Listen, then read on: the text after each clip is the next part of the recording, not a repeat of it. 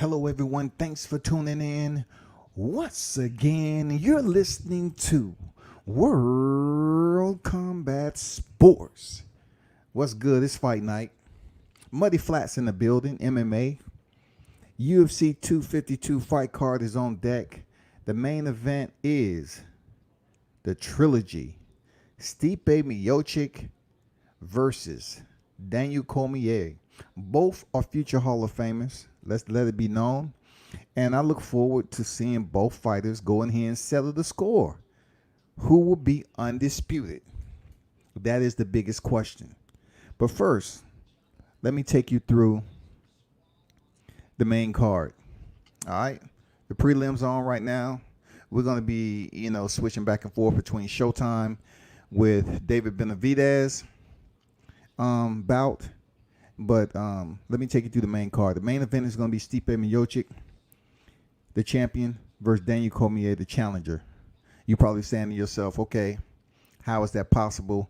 But I'll explain later. Then the co-main event, you have Sugar Sean O'Malley versus Marlon Cheeto Vera. That's going to be a good one in the bantamweight division, 35ers. JDS is back on deck, man. Junior Dos Santos versus Jairzinho Rozenstruik, heavyweight. And, JDS he's one of the veterans in the sport, really a legend in his own right. Rozenstruik is just trying to, rebound off that fight he lost in the first round in the first seconds of the fight versus Francis Ngannou. Next, you have Herbert Burns. Shout out to Herbert Burns, a.k.a. The Blaze, versus Daniel Pineda in the featherweight division. Featherweight is 45ers. Shout out to his brother Gilbert Burns. I know he'll probably be in attendance working the corner, but shout out to them Burns brothers, man. They are some of the upcoming rising stars in the sport of mixed martial arts. Herbert Burns is coming off a phenomenal win his last time out via submission. So this time, I can pretty much tell you he's not looking to do anything less than that. You know what I'm saying? Two high-level Brazilian Jiu-Jitsu practitioners who's coming in here not only using their ground game, but also their striking. And last, the first card that's on the main event, it'd be the one and only John Dodson versus Merab Dvalishvili in the bantamweight division, 35ers.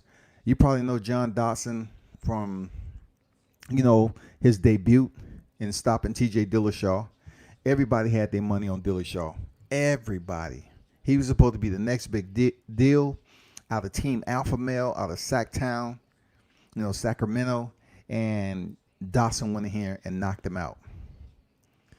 But career-wise, TJ Dillashaw was able to recover and end up being a two-time bantamweight champion. And John Dodson is still searching for that championship. He just hasn't been able to elevate his professional game to make it to the big show and pick up the chip. So that's your main card. Right now, still on the prelims, we have on deck Felice Herrig versus Virna, Jandiroba, Strawweight division. Strawweight is the smallest division in the women's mixed martial arts. When you are talking about the UFC, it is the 115-pound division. So now Felice Herrig is a vet. Let's see what she has going on right now. Everybody's just in the building. Appreciate you stopping through. World Combat Sports is in the house. This is a Muddy Flats event, but I will give a little sprinkle of boxing. Of course, I can't forget about boxing. You know what I'm saying? I cannot forget about boxing. So if you have any comments, just let me know. Drop them in the live chat, and it's all good.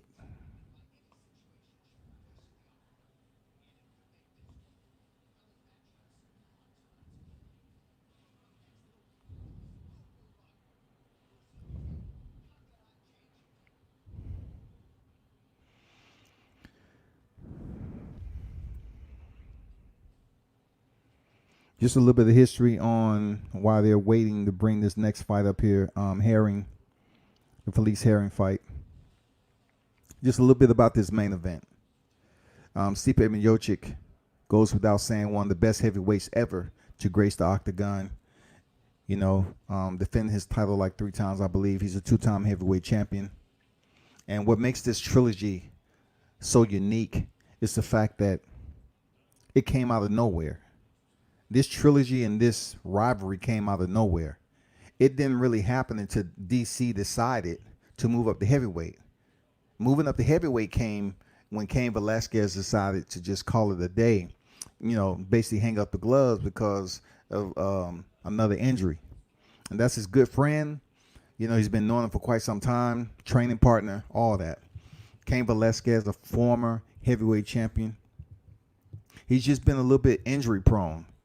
So once DC found out that his good friend Cain Velasquez was done, he decided, as the current light heavyweight champion, he was going to move up to the heavyweight division and challenge Stipe Miocic and try to become a 2-weight champion. And he was successful. He was able to do it successfully, beautifully at that. Coming out the clinch, his patented, DC having the Olympic pedigree as he does in the clinch. Work for the underhook, but not only work for the underhook for control, but he was able to use that as leverage with this left underhook and then hit Stipe Miocic with a nice, flush, powerful right hook, dropping him to the canvas, and then he was able to land some GMP, ground and pound, with about 3 shots, and the ref called a fight. Stipe was done.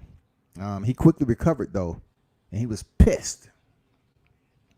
You know what I'm saying? He was absolutely upset because, the fight's been stopped. He lost his title. And, of course, his pride on the line.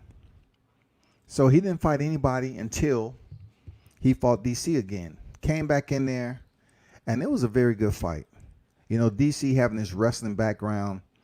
The two individuals basically had a stand-up war the first 3 rounds. And the first round, I kind of give it to DC. DC using his boxing. That's a solid check in the box for DC. Having his wrestling, he obviously was working on his boxing. He has his own way to work on his boxing in the gym. So he was able to do it superbly. And he was having success with Stipe Miocic. He was having very good success. So therefore, when the rounds went on, what makes a champion is basically the process of adapting. And it was a close fight from the first round to the third. But in the fourth, when it looked like Stipe was done and out in the third, that DC was just going to coast to a win if he couldn't stop Stipe. Stipe picked up a second win. He picked up a second win. Something clicked as far as what his corner told him. Why don't you dig to the body? It's been there the entire fight. DC loves holding his hands up and throwing punches, and that rib cage on both sides, on both flanks, was open. So in the fourth round, Stipe Miocic came up there and started digging that left hook to the body. And guess what? That brought back the data that he needed. It brought back what he needed. He got the reaction from DC. So he took his time. Shot it again. Again. Now he know he hurting DC. DC kept fighting though. He put on a poker face as long as he could.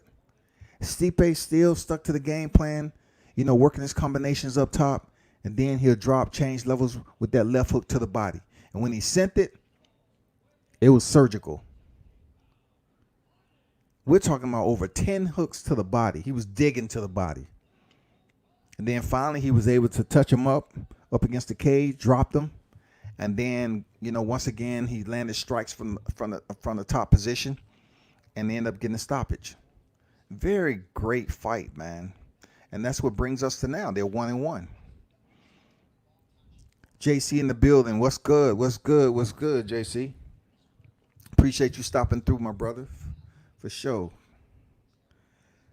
Right now, on the UFC side of the house, man, we have Felice Herring. She's on deck right now, in there against Jandiroba. So the women comes out. It's a 3-round bout. Oh, Jandiroba shoots in on Felice Herring without even a setup. I mean, I'm not sure if Herring was sleeping, but she knows better than that. But what we're looking at right now, is Felice Herring's in the half guard. She tried to work for the butterfly initially, but I like how Jandiroba is pinning the space. Pinning the space is staying close to your opponent's chest, especially when you was able to get the takedown. So Felice Herring is turning in towards her, trying to put that wedge in between her and the fighter, trying to create space, frame.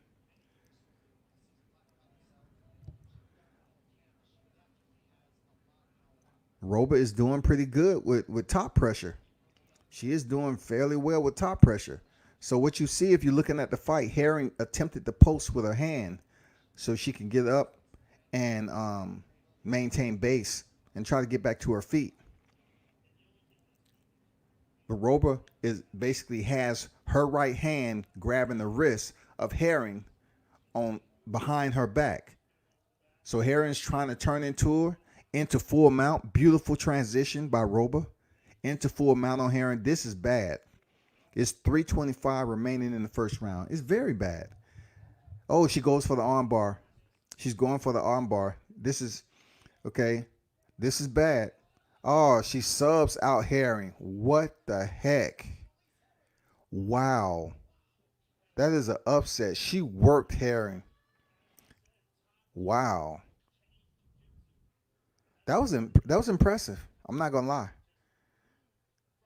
This what she just did to Felice Herring, a vet of the UFC, was almost like easy work. It was like a sparring session.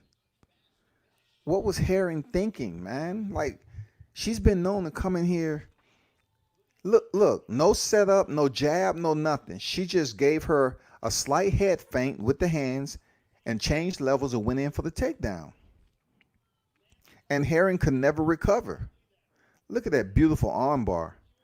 Beautiful armbar. Felice tried to fight it off with her foot. But right there, it's a wrap.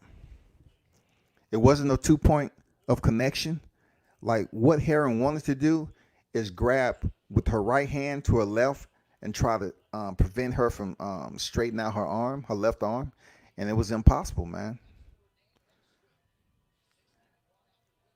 I'm not sure what's going on with Herring, man, but I know she's disappointed. I know she's extremely disappointed. That was just too much. That was easy. That was easy work, for sure. I'm not going to lie to you. That was disappointing. I expect more from Herring. She's been in some fights where she just came up extremely short, man. Like, come on, man. You got too much experience, Felice. I mean, come on, girl. You got too much experience to be going in there getting worked like that in the first round. Too much experience. Jesus Christ, man.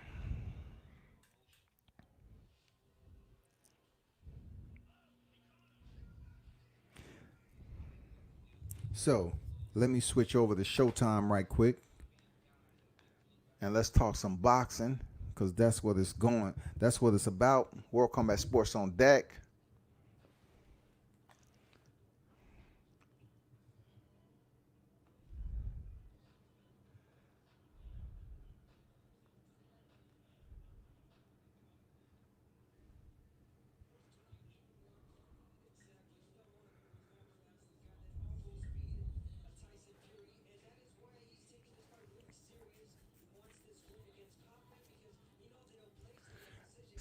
So we have a familiar face on deck in the four corner quadrant right now, which is the square spear in boxing. We have Otto Wallen. Okay, we have Otto Wallen against Travis Kaufman. Travis Kaufman, 34 years old. Otto Wallen is 29. You having a 76.5 reach advantage by Wallen to 74 inches in Kaufman. What's unique about this matchup is that Wallen was the one that went the distance with Tyson Fury, cut him open over the right eye, and did fairly well. You know what I'm saying? I mean, you got to give him his props. He did really good against Tyson Fury, who went on to defeat Deontay Wilder. So, what Wallen has mentioned is that people will not know. What people are going to say is not a fluke after he goes in here and dominate Travis Kaufman. And we're looking forward. I'm looking forward to it. Let's go. Jimmy Lennon Jr. in the building. Yeah. The Mohegan Sun Arena is in the building. Shout out to the legend, Jimmy Lennon Jr. I was sitting out there chilling in the hotel in NYC doing a live. And Jimmy walked in, man, to put something in the... What's up to the people? That's crazy. It's going to be a pretty decent fight. It's all about what Travis Kaufman shows up. I know Wallen is for real. Trying to see what Kaufman is talking about. Michael Ortega. Well, Otto Wallen, he lost the decision to Tyson Fury, D. Hodges. He lost the decision. He the one that cut Tyson Fury over the right eye and rubbed his gloves, the laces of his gloves in the eye. I'm surprised he didn't get DQ'd for it. D. Hodges say battle of the bums. Man, y'all be going in on these fighters, man. Man, in order for them to sustain royalty in your presence, they have to be undefeated. They have to be a goddamn 12 division champion. Damn. If you can put the, hold on for a second. I can't see this right quick.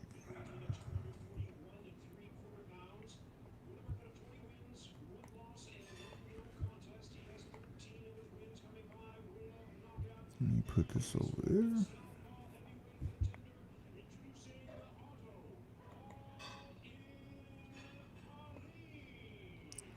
Otto Wallen.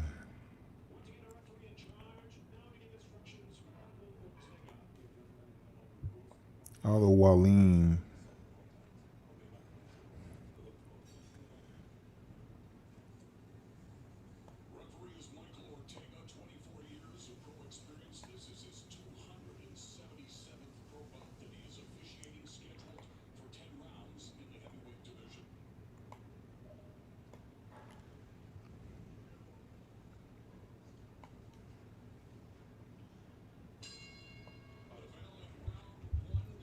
Round one, Wallen and Kaufman.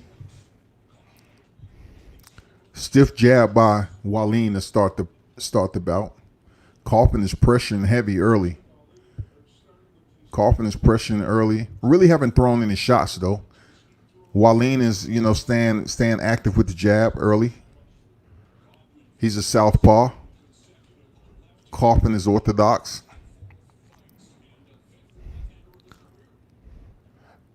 Parry by Kaufman. Oh, nice overhand right by Kaufman. Like that. He's thinking already. He tried to counter that right hand by that right jab by Wallen. Kaufman touching with the jab. I like the stance of Wallen though. He looks like he has the better stable stance, out of the two fighters. Stiff jab up the middle. He's lining them up real nice, Wallen. I like it. He's lining Kaufman up really nice early on. Good foot movement by Wallen. Kaufman is pretty much walking him down, Nice left right to the body by Kaufman.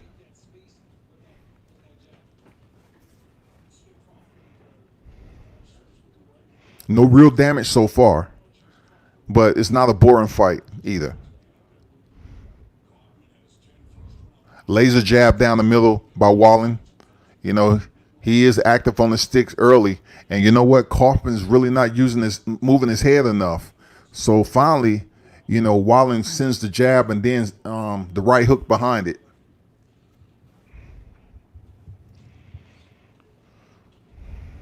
Kaufman on pushing Walling on the ropes. Some dirty boxing on the inside. Okay, the fighters break. Kaufman sends a left hook. Both fighters are working the jab. I like it. Nice exchange on the inside right then as both fighters close distance. Nice exchange.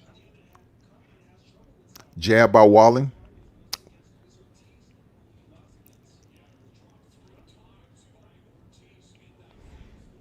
Referee break the fighters.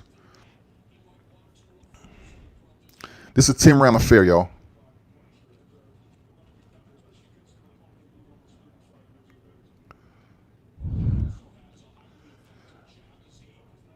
Double left hooks by Walling.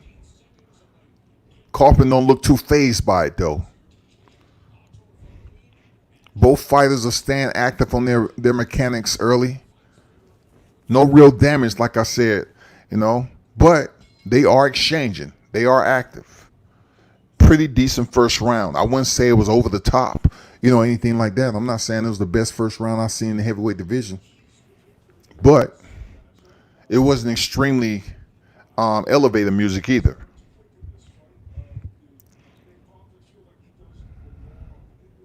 Yeah, Walling took that first round for sure. Absolutely. The UFC, the main card for the UFC isn't on UFC 242, so I am switching in between fights. Hold on for a second.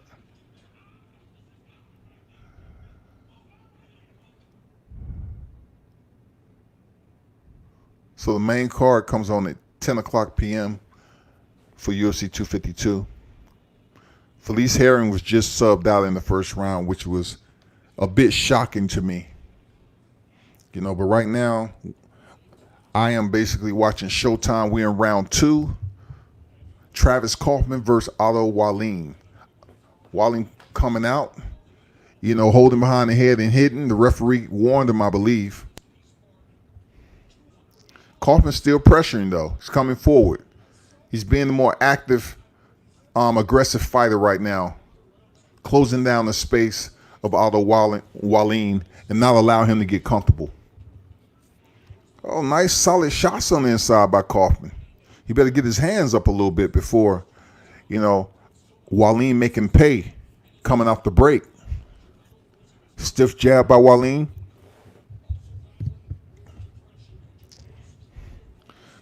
Kaufman is the more flat-footed fighter, but so far, Walling hasn't made him pay for him to stop just walking in through the front door, without using a little bit of jab behind and setting it up.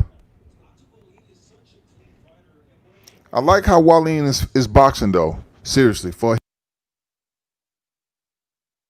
the long jab, using his range well. Very educated boxer right now. Good ring IQ. I can see how he was giving Tyson Fury trouble. What I do know, he really hasn't unleashed a volume of punches so far. I believe he's just letting Travis Kaufman get off. I think he knows he has the better cardio. 2 stiff left hooks to the body. I think he's going to take a point from Walling. He's going to take a point. Let me see.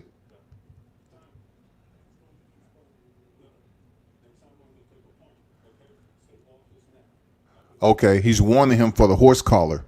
So Walling was holding behind the neck, like I mentioned earlier, and punching. So the referee warned his corner, say, if he keeps doing it, he's going to take a point, which makes sense. He doesn't need the hold. He doesn't need the horse collar. Just box. You got good footwork. Kaufman on the inside, landing some solid left-right hooks. Walling's pushing him off against the ropes. Stiff.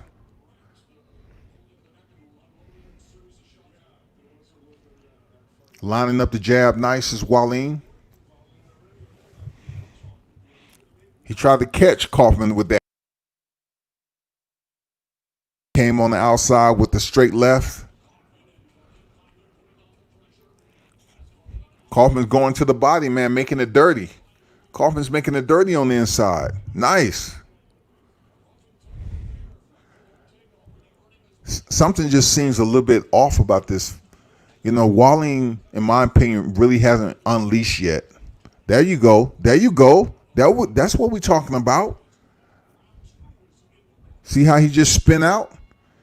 You know, he had freaking Kaufman kind of dancing a little bit off balance.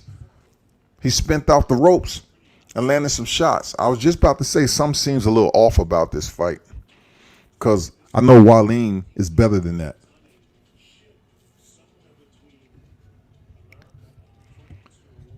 If you're in the building, make sure you hit that thumbs up button. It's just little energy required. You know what I'm saying? It's not going to mess anything up, but it will help me out. And also share the video. Share the live stream if you support World Combat Sports. That's what it's about. Matter of fact, let me pop this up. Third round is on deck, people.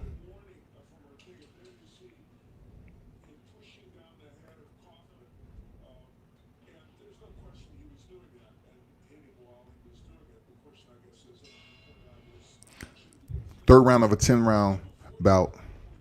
Otto Walling, Travis Kaufman. You know what it is. The fight has been okay thus far. It hasn't really been any type of suspense, but let's see what the third round has to offer.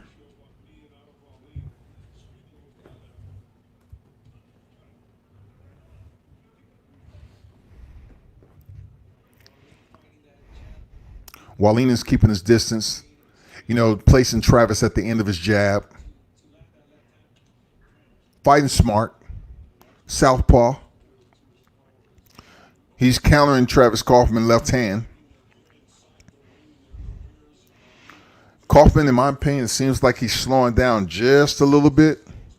You know, he's still walking Walling down, but Walling is able to land some punches for his effort as he's trying to come forward and close distance. So if he continue to do this, point blank period, he's going to put away rounds. And he's going to have a very comfortable lead. And then, you know, as tired as Kaufman gets, he can work for the knockout. Stiff right to the body by Kaufman. Hard left hook to the body by Walling. I think it's only a matter of time before Walling start going to the breadbasket that looks a little soft for Kaufman. You know what I'm saying? He looks like he haven't really did any ab work. His abdominal guard is pretty dang wide. So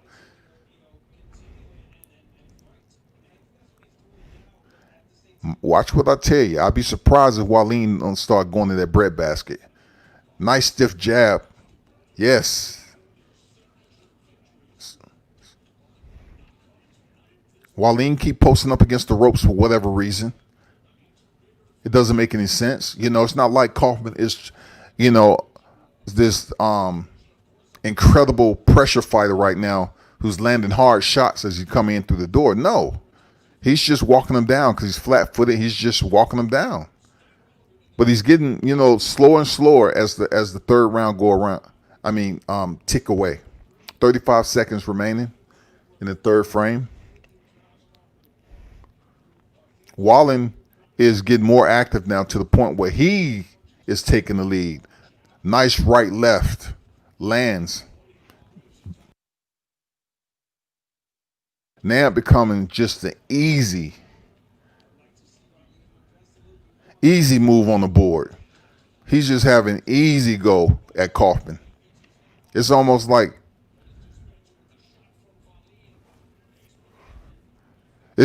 turning into a sparring session right now. The end of the third round, easy Walling rather, easy his fight. It seems like Travis Kaufman is tiring out a little bit. You can tell he's a bit soft around the midsection, Andy Ruiz type. So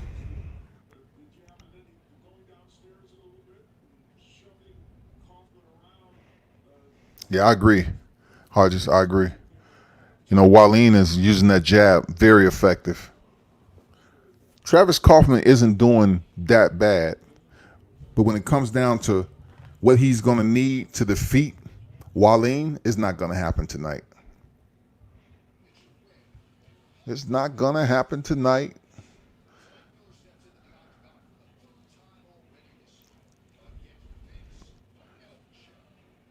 Jim Miller is on deck.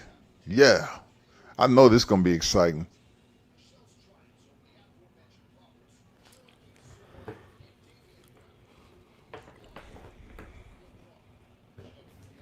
It's almost time, people. It's 9:33.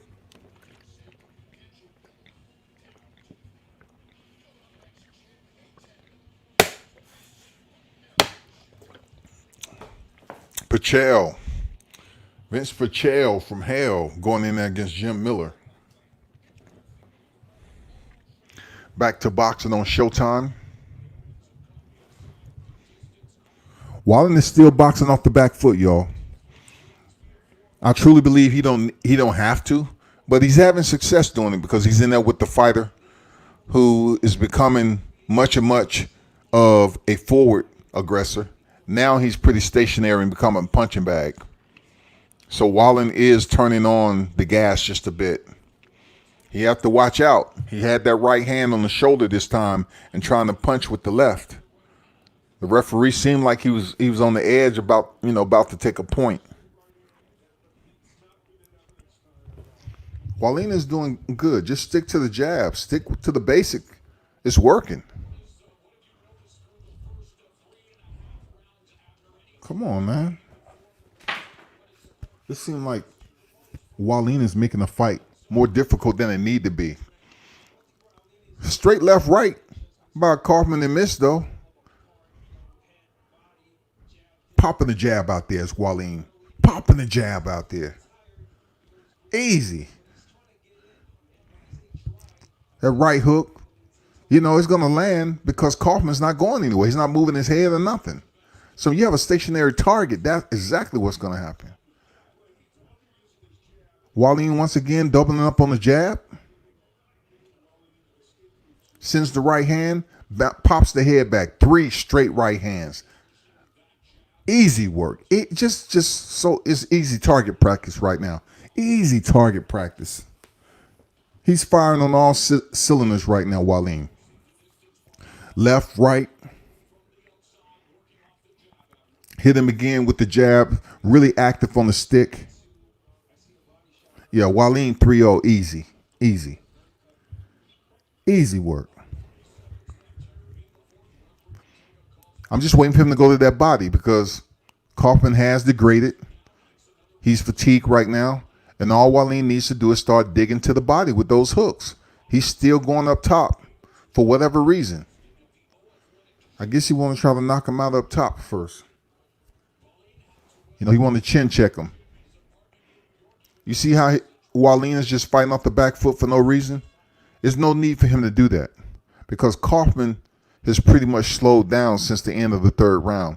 So there's really no need for Wallin to box off the back foot. But what he's probably doing is he just want to tire out Kaufman and make Kaufman chase him. Because that's the data that was given early from Kaufman. Look at that body shot. Kaufman started off the fight being aggressive, coming forward. So what Wallin is doing is he's just allowing him to fatigue himself out quicker than it would be if he was just standing in the center of the ring and just going punch for punch with him. No, he's having him chase him down a little bit, get him a little tired, and then potentially go for the late knockout.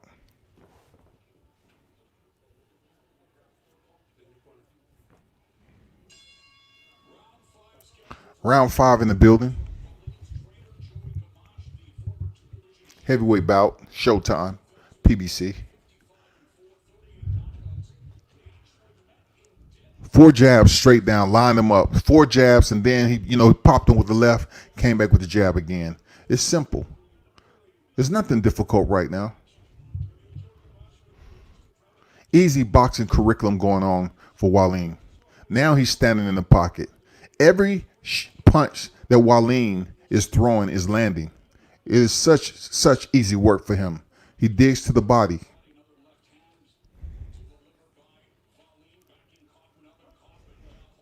Just like I said, it's only a matter of time before he starts digging to that body. He's been going with the left hook, and he's trying to soften up. That's the power shot. So that's why he's sticking to the left hook to the body. But he can go to the right too. Dig with the right hook too. It's there. If you see the change right now in what's going on, Wallin is the pressure fighter right now. He is the aggressor. Look at that jab. Solid. Punctual. Lining them up real nice. He don't even have to work to line them up. Kaufman is just tucking his chin and walking in. No head movement. Look how he just popping his head back. Look. It looked like Kaufman was hurt. He thought about quitting. He changed his mind. What I tell you, look at how Wallin, he's not fighting off the back foot right now. He's doing damage. Kaufman is about to quit. He's about to quit. This fight is about to be over. If this fight ends, which I believe it is because his left hand is hurt, the referee's about to check him right now. They're going to stop the fight. You have 45 seconds remaining. Wallin is trying to take advantage of the hurt hand of Travis Kaufman.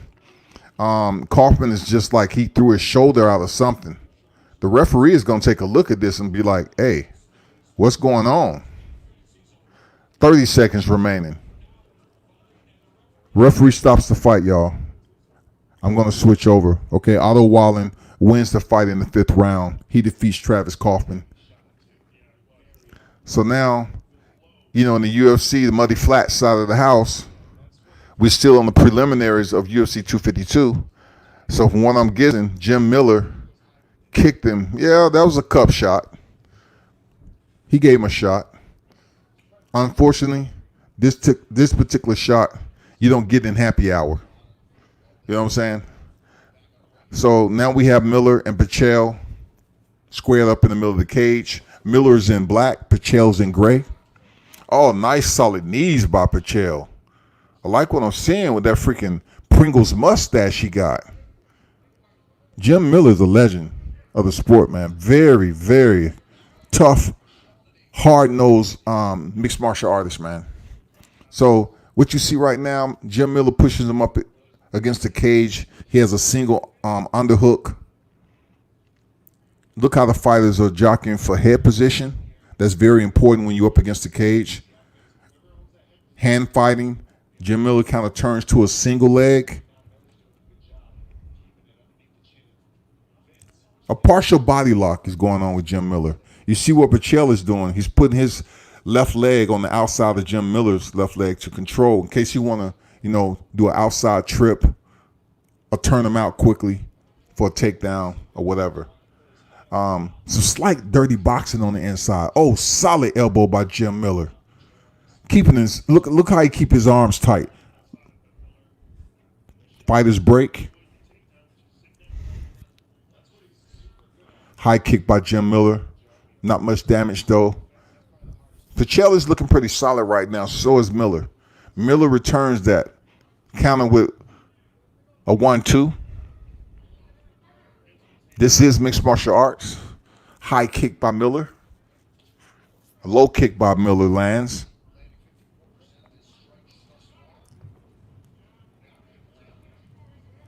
What's going on? Stover Jr., salute. So right now, Jim Miller has one single hook in on Pichel. This is not as bad just yet. I'll take that back. He doesn't have any hooks. He's trying to work for the left hook. He's able to get the left hook, and he has back control right now. So what Pichel is going to try to do is push off the fence and turn into him to try to get top position. And what Miller is going to try to do is make sure he controls the posturing of Pichel and stop him from turning into him. So if he decides to turn, he's going to attempt to turn to his left. So he's trying. Jim Miller controls it. He has a choke. He let it go. Oh, good job by Pichel. Good job. Miller still has a brutal guillotine now. He has a sick front choke now. He's not out of danger just yet, but it's a better position than what he is now. I like what I'm seeing from Pichel. He's going to try to still turn into Jim Miller. He's giving up the back again, just to get his legs situated. He doesn't want Jim Miller to get full mount. I like how he turned him right there. Now he's going to try the frame. A calf slicer. Wow, you rarely see this. This is the beautiful part about the Muddy Flats, mixed martial arts. The BJJ game, man. That's the beautiful part about it like that. The ground fighting. There's so many areas where a fighter can get caught. And the fight can be over via submission or ground and pound. Good stuff, man. Yo, Wallin stopped Travis Kaufman in the 5th round, y'all. I mean, the fight was okay. It improved. You know what I'm saying? It improved. But Wallin did what he had to. He wasn't in the best shape. He was flat-footed. He was walking in to punches. It was pretty much an easy target practice on the range for Otto Wallin. And he picks up another victory. So, he comes off a loss to Tyson Fury, and he picks up a victory to Travis Kaufman. So kudos to him, man. Salute. Congrats.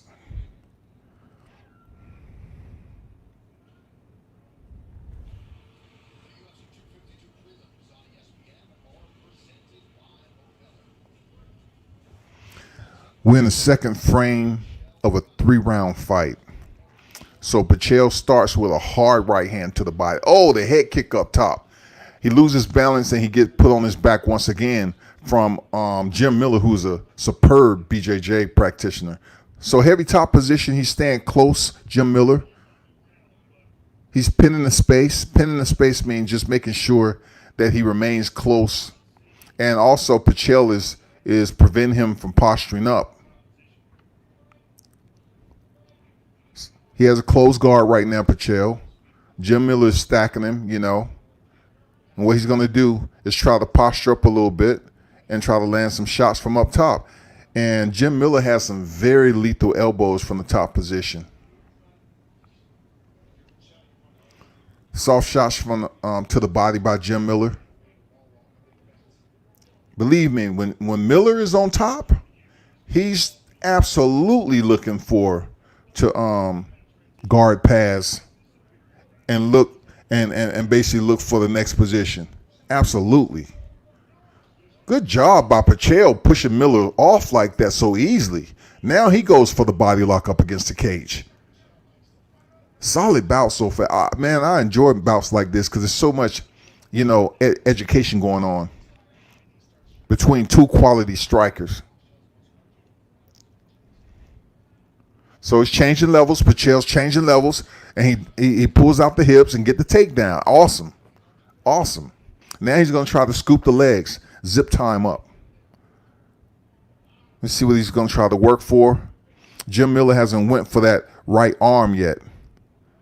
He's just waiting. Jim Miller's pretty good on the ground. He sent the elbow to Pichel's way, So Jim Miller is up against the cage. You definitely don't want to, be too close up against the cage if you're working for a sub. So Jim Miller's probably going to, try to spin out. It's not like he doesn't have. His legs are high.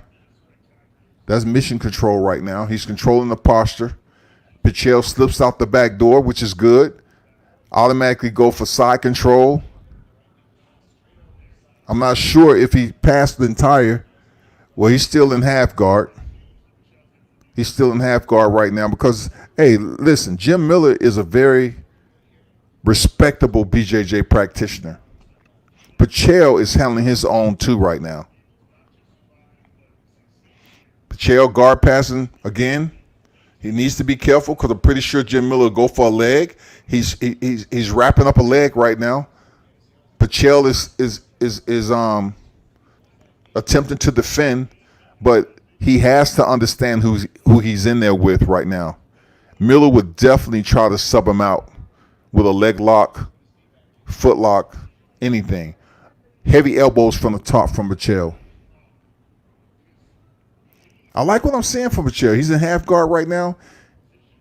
He's stabilizing Jim Miller off his back pretty good, man. I like what I'm seeing. He's working from the top. He's just not sitting there. He's working, and in the process, as you look at his legs, he's working to try to gain side control if possible. But Jim Miller, being the fighter he is, he's wrapping up that right leg pretty good and preventing Pichel from getting full side control. Solid elbows, just light elbows from the top from Pichel.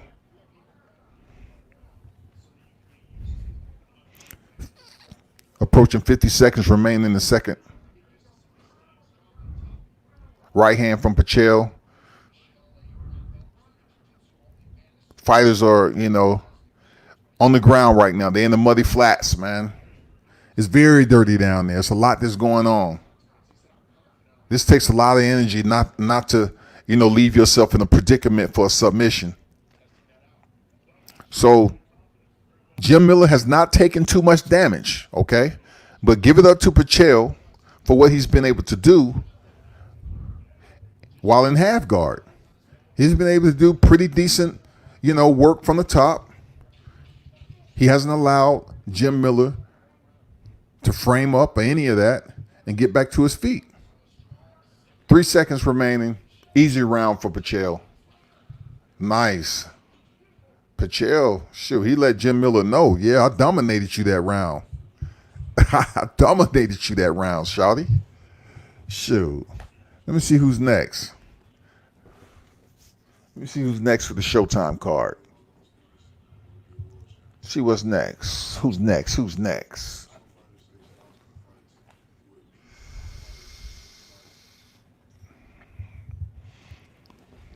We're watching UFC 252 prelims, boxing and mixed martial arts. It's on deck, but primarily, the muddy flats, MMA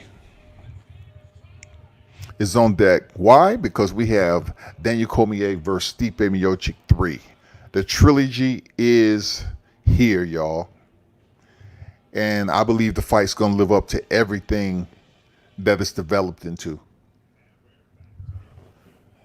It's amazing how DC was able to go from John Jones, losing to him twice, to igniting a trilogy, a rivalry with Stipe Miocic in a totally different division. Here we go. We got the third and final frame, man. Pichel, look, oh, man, he comes out. Goes for the body lock quickly, man. Pichel is not playing around, man. He takes Jim Miller to the ground once again. Let's see if he works a little bit better to get himself out of this half guard. It seems like he's trying to lock in an arm over there for maybe a Kimura. He lets it go. Jim Miller is able to change. Oh, good guard pass, side control. Solid guard pass by Pichel. Now Jim Miller is fighting to wedge him and get back at least half guard. Pichel is doing outstanding. North-south right now. But he would rather have Jim Miller off the cage, because that is exactly what can happen. Jim Miller can, push off the cage, and it was able to allow him to get back to half guard. Solid elbows from the top, man, for Pichel, who works from the back. He has a single. He has a 50% hook in. He's trying to work. He has both hooks in now. Man, very solid jiu-jitsu from Pichel, man. He's really working Jim Miller over right now. And we're approaching 3 minutes and 30 seconds in the final. Don't count Jim Miller out yet. See how he was able to get that? Nice knee by Jim Miller. See, you can't count him out, man. I'm telling you. Jim Miller's a vet to this. Jim Miller's a vet. And watch out for that guillotine choke, too. He has a vicious freaking guillotine, too. Pichel is a solid fighter, man.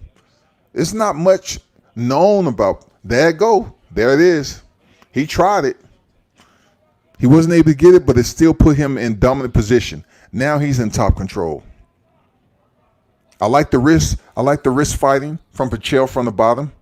He's been able to do that fairly good. Look how Jim Miller just broke it with his right leg. That is a part of jiu-jitsu, y'all. He broke the grip with his right leg. Now he has slightly the dominant position. Pichel is posting up with his left hand. Both fighters up against the cage. Pichel did a pretty decent job so far. But what he doesn't want to happen is to give up his back and set himself up for a submission. And that's exactly what happened. The fighters roll. Oh, nice. Nice switch by Pichel. Nice sweep. Solid, man. Beautiful jiu-jitsu going on right here. Beautiful jiu-jitsu going on right here. Look at the sweep almost again by Jim Miller.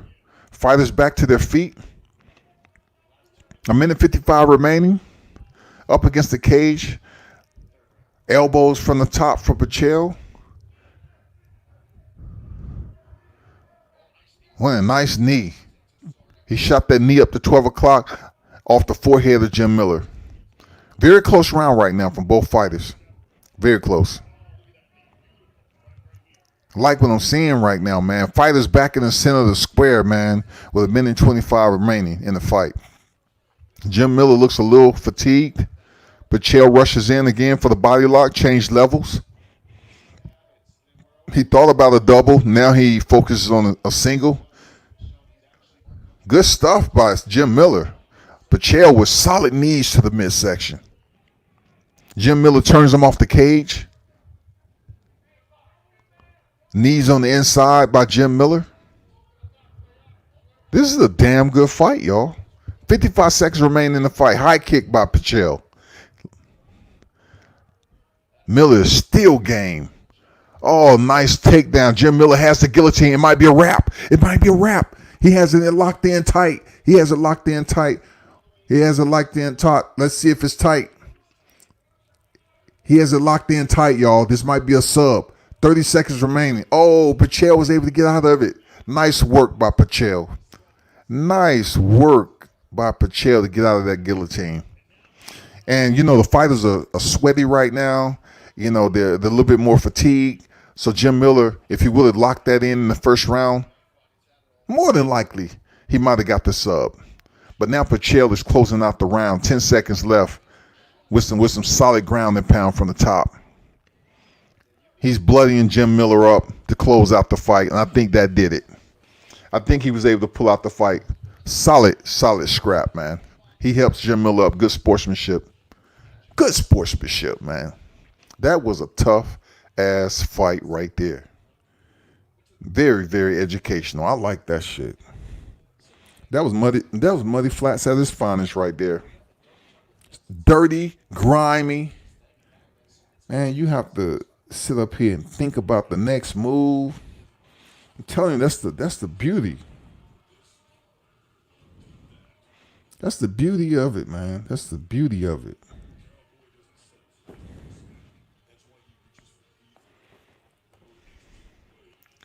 Let me see who's next in the Showtime boxing, y'all. I'm not going to apologize for switching back and forth. Just like I thought, Rolly Romero's up. I turned back right in time, shouty. Rolly Romero's on deck. This is what I've been wanting to see, y'all. So you know who gets priority. I want to see my man Rolly. Let's go. Harvey Doc on deck, the third man in the square. Let's go. Let's get it in. Back to Showtime Boxing PBC. We have the one and only Rolly Romero, who's 11-0, 10 knockouts. And you know what? He's pretty hyped up right now. Rolly's pretty hyped up. He's going in there against Jackson Marinez. 19-0, 7 knockouts now.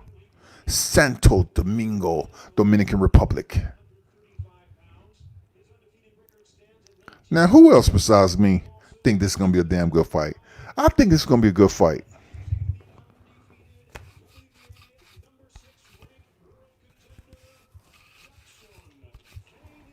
It's going to be a good fight. This is going to be a good fight.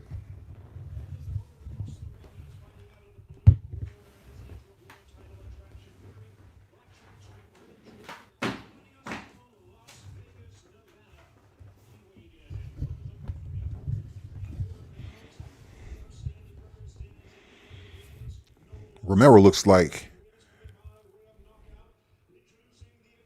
he is ready to rock and roll. He can't stay still. He looks agitated. He looks like he's ready to go to war. He ain't here to play around. He says it's about to go down. Remove the smile. Let's get it. Let's get it. Romero ain't playing around. He's mean mugging old boy. You know, looks don't do it. You know, it's all about the hands, you know. Sometimes it does. You know, back in the day, Mike Tyson used to try to take a man's soul on the stare down. I have to stay on the Showtime. I have to stay to this first round, man. I will let y'all know who won between Jim Miller and Vinc Pichel. First round. This is what we've been waiting on. Marinez versus Romero.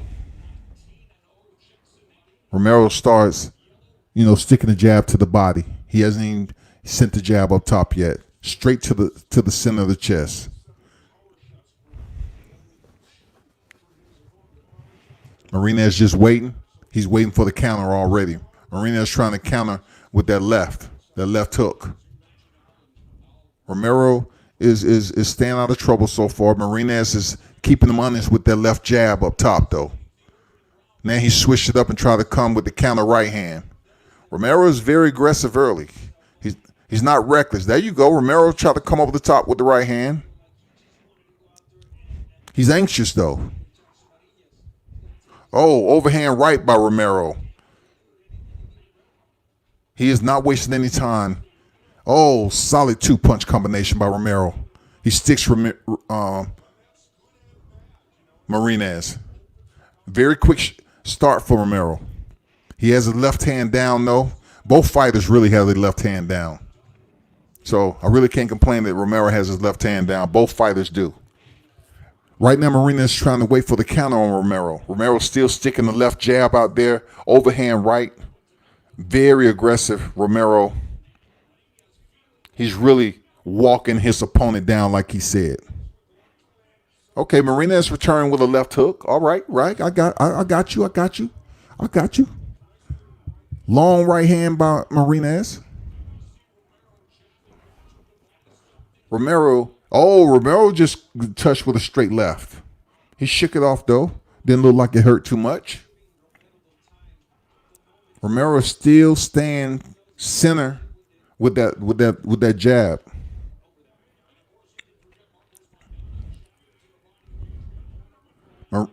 Oh man, Romero is basically closing the distance as he see fit right now.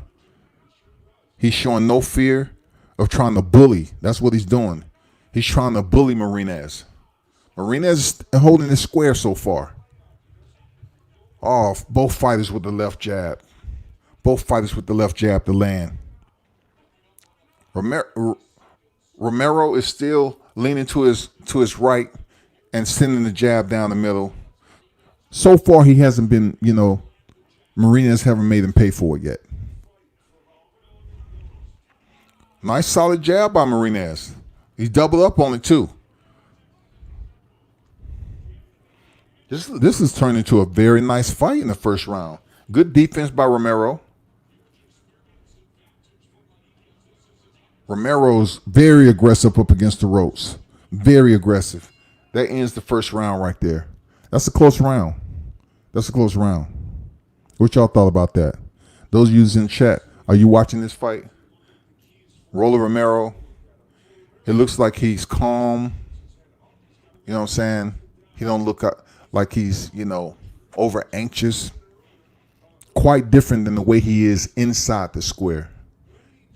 He's been the aggressor. But give it up to Marinez now.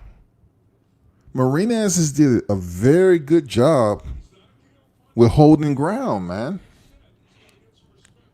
He was making some changes in there. He was trying to get Romero's timing down to land some counters. And then Romero, he was sticking to the jab early. But when he did get close, he did try to let his hands go. He tried to line him up with some power shots. This is a solid fight so far. And Romero has never fought a 10-round fight, people. Let it be known. He has never fought a 10-round fight. So if you're looking at what I'm looking at, look, it's 12 rounds. He has never fought a 10-round fight. But this is a 12-round fight, y'all.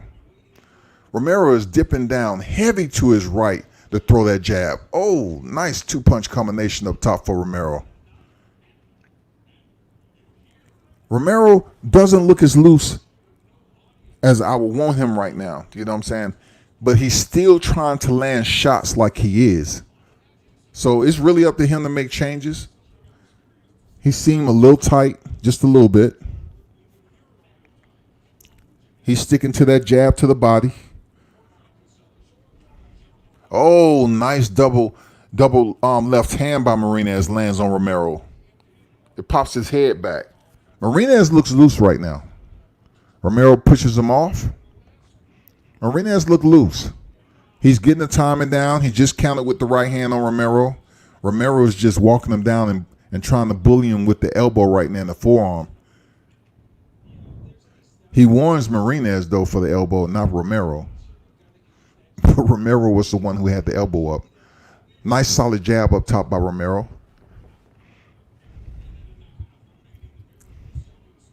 Marinez is loose. He's flowing. Look at that defense. I'm telling you, Marinez is looking loose. So far, Romero is still trying to stick the one jab out there, man, that left jab.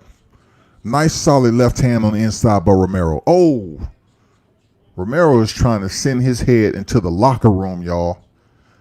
He's trying to send that dude head back to the bubble. Romero so far has stayed consistent with committing to the long jab. You know what I'm saying?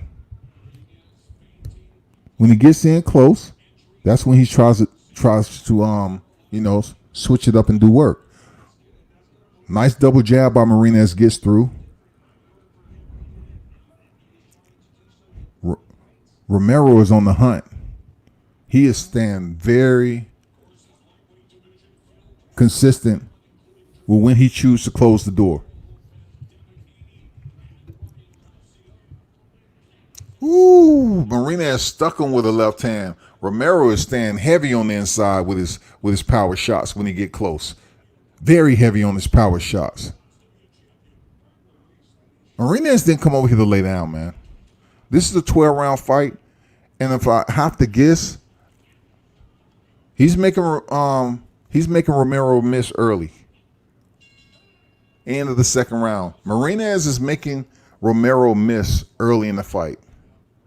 So I have to give that round to Marinez, the second round. And potentially he might have been able to it was a close first round. It might have went to Romero or Marinez. But definitely Marinez won that second round.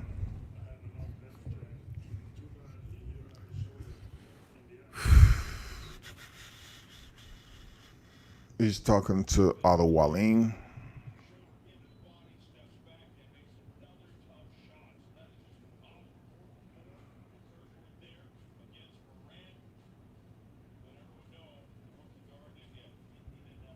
Y'all be patient. Hold on. I gotta finish up this for this.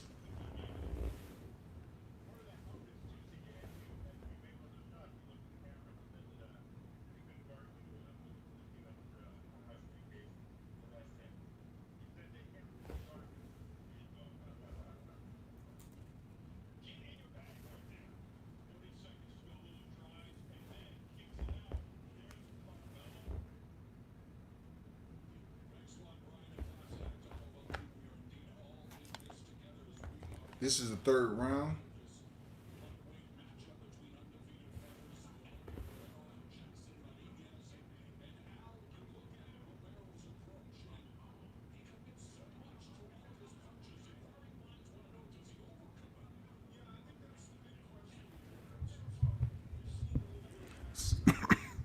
Solid third round so far.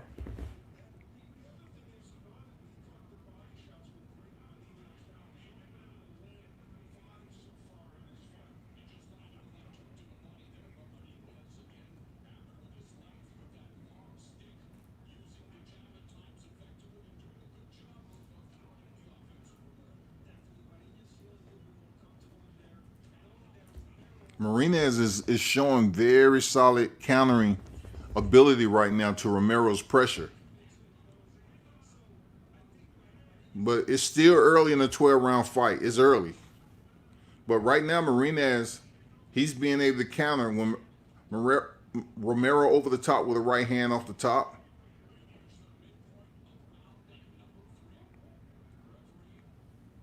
A minute 25 remaining.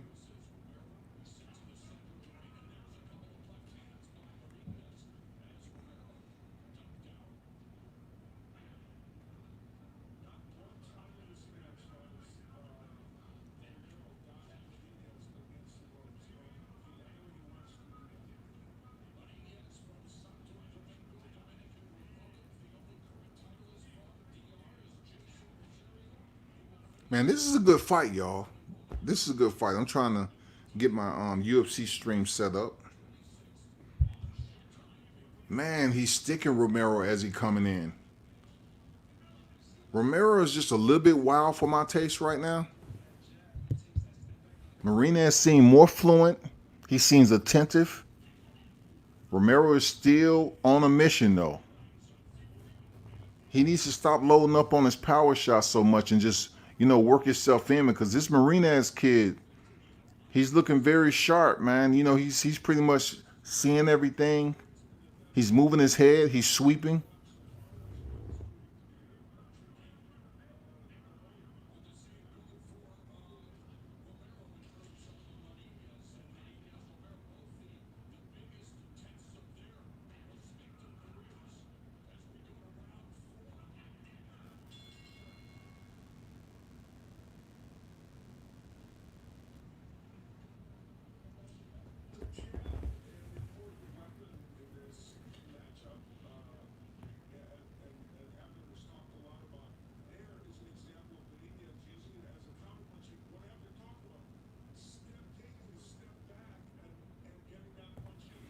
That was the end of the third round, man. He caught Romero with a hard left hand.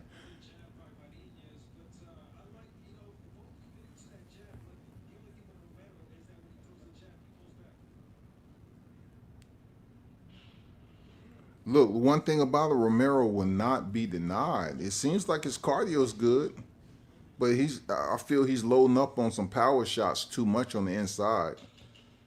He's loading up. Let's see who has the most, the durability.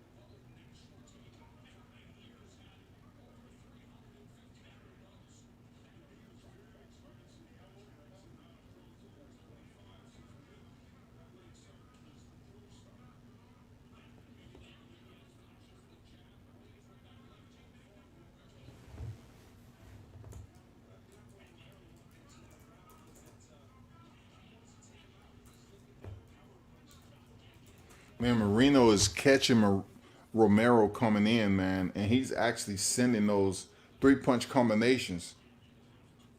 He's looking very good right now. Romero is not out yet, but he's missing a lot. He's missing a whole heck of a lot.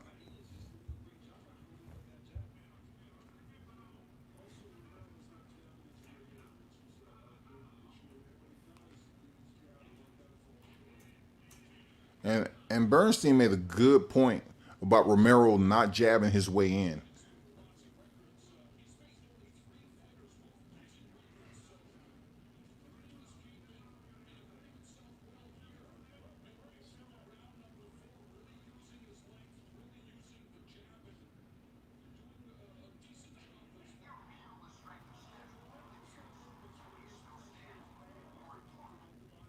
So I have the stream set up for the main card of the UFC. So we good on that. So I can get back to you. They just have John Dodson over here.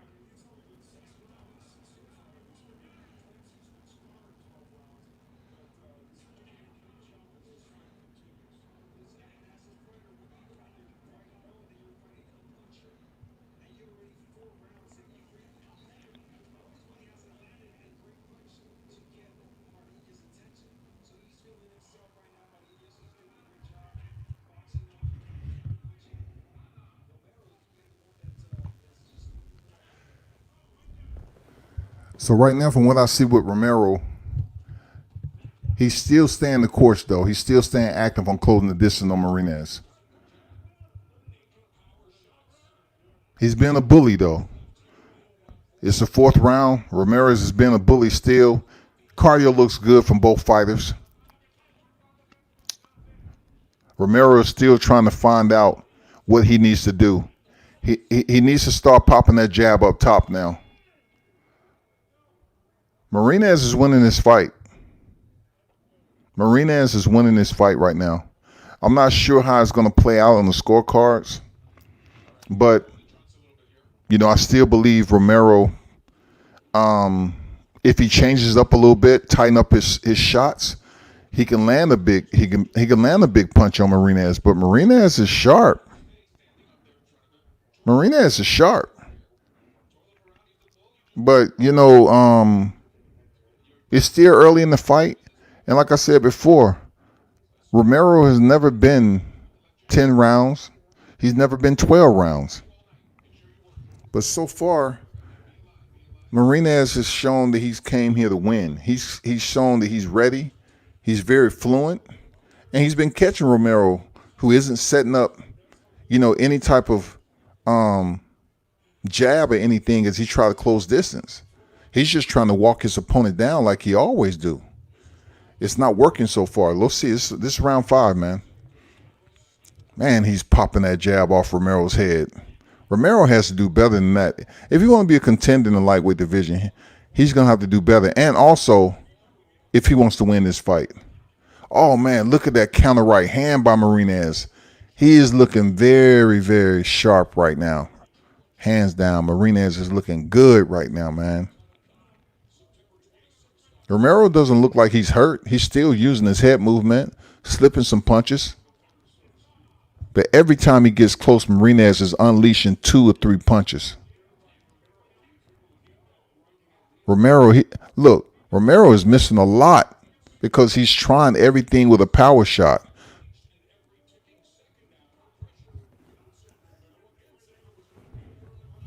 Romero makes some changes, man. You know, you're sticking to the same routine. You know, just lunging with the jab, and Marinez is making him pay with the counter left hand.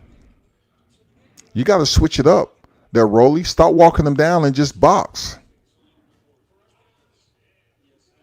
Stiff left hand by Marinez. Look at that. Look at that head movement. Marinez is dancing in there. Rolly tried to catch him with the counter right hand that time.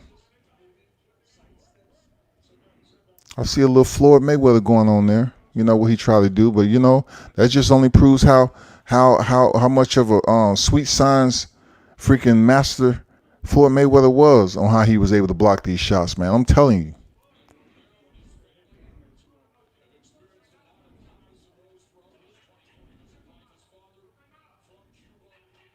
Oh, nice. That's the best puncher for Rolly in the fight. Him stepping in and landing that right hand. Marinez ties up. I'm not sure if he was hurt right there, but Rolly definitely landed his best shot of the fight. That right hand.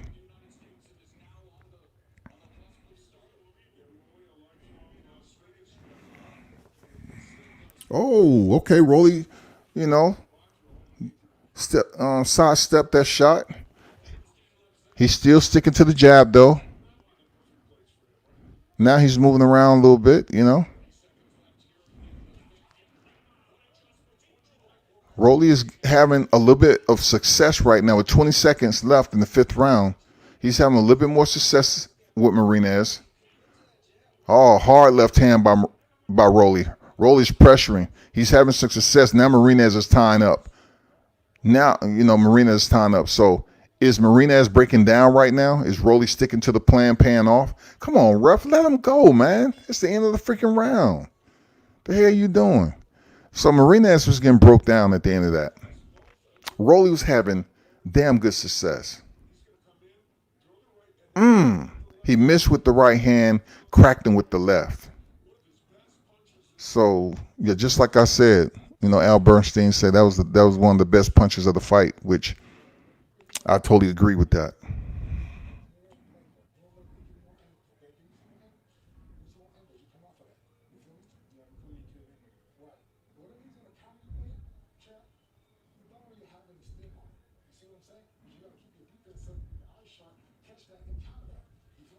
John Dodson's on deck.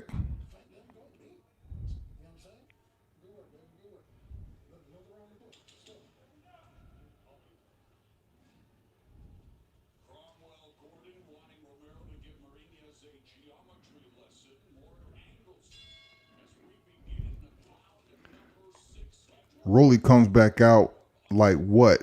Ain't nothing changed. Rolly is keeping the pressure on in the 6th round, man. 245. Let's see what success Rolly. Okay, straight right hand landed. Now Marinez is throwing a very low leading jab now. Nice jab up top. Now he's pretty much emulating what Rolly was doing earlier. He's jabbing to the body. Man, when he sticks that jab off the front of Rolly's nose, it's there. Rolly is like this retro throwback fighter. The way he fights, man, is like, you know, he's walking down his opponent, but yet he's taking some shots too. He isn't cut yet, but he has the mentality of the old school retro fighters. Man, you can tell Rolly has some crazy power, man. Seriously. But he isn't as fluent as his teacher. You can see him doing the shoulder roll and everything. He just needs to, you know, dance a little bit more, get loose, and stop trying to headhunt. He needs to stop headhunting with his power shots. Man, Rolly is trying to knock this kid. He's trying to decapitate this kid, bro. Look, Rolly's trying to decapitate this guy. The first bout in, man, John Dodson cut his hair. Okay. Man, I'm surprised. The main card of the UFC is, oh man, a straight right hand lands for Marinez, man. Rolly so far, these shots that Marinez is throwing, this landing flush, they haven't, he hit him again with a left hand. Now he stands back, he's dancing. You know, he's feeling himself. Rolly close in and lands a left uppercut. Marinez is having a solid time. Oh, Rolly lands a straight left hand.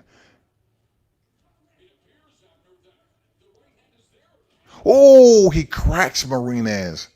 And Marinez didn't go down. Rolly cracks Marinez with a solid right hand. God damn, I thought that was game over.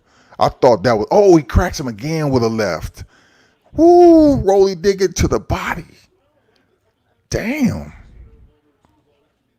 Rolly is like a throwback goddamn bruiser, man. Seriously. Rolly is like a throwback bruiser. He has to work on his freaking defense a little bit better, man. He has the power. Rolly has the power. Seriously. This kid, Rolly, has some crazy freaking power, man. They're showing David Benavidez. I know he's feeling some type of way. He lost his belt on the scales, but, you know, hey, it's not his first time controversy. Shit.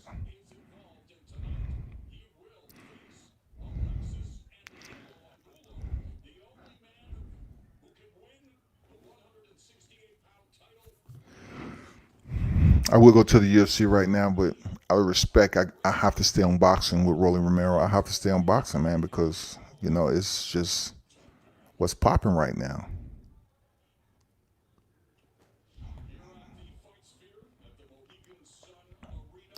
But Benavidez is up next, of course.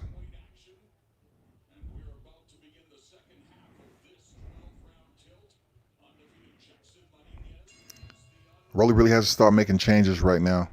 Or, you know, the 7th round is on deck. We're in the middle of the fight. And I think Rolly has gained some rounds back. He still have enough time to even this fight up if he's behind. But he cannot allow Marinez to feel so comfortable like he's doing right now. Rolly is a strong-ass fighter. I'm not going to lie. He's a bruiser type dude, man.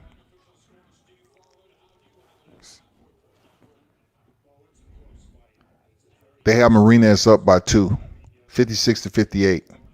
That's about how I had it. Oh, hard right hand by Rolly. Hard right hand by Rolly. Marinez is taking it well, though.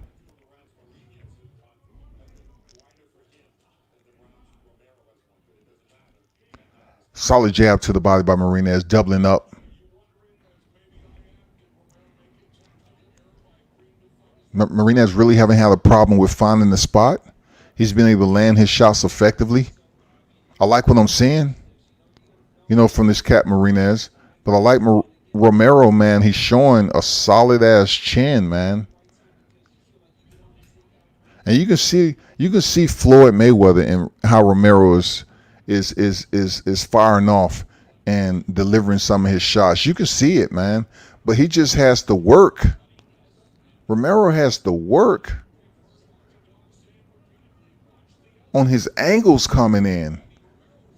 He commits to a power shot and he just stands still. That's it. He just stands still. It's over.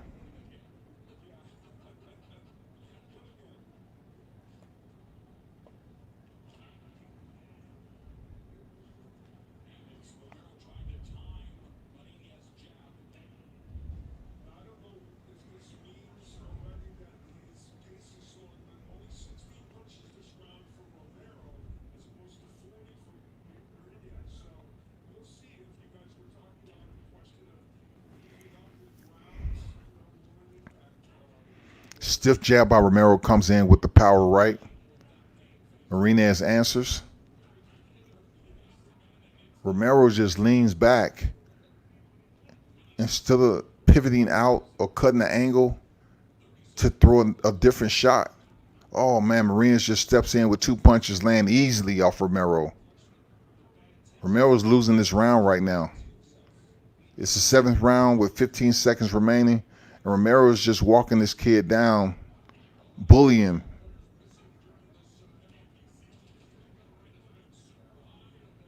Romero ain't playing around, though. Dude is strong, but it takes technique sometimes. A lot of times in some matches, it takes technique. This referee, it seems like every time the clock gets down to freaking 5 seconds, man, he intervenes in the bout. Romero is cross-facing this cat, and the Dominican fighter is really showing patience. He's not being dirty or nothing. But Romero is like he's in a dog pound. You know what I'm saying? He's putting the elbow up there. You can tell. Dominican fighter like, man, I've been here, done that, man. I got the T-shirt. There's nothing that I ain't felt or seen before in my boxing career.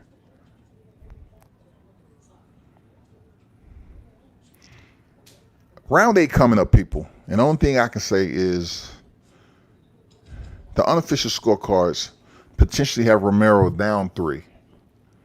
So he really has to switch it up and come up with a different offensive strategy.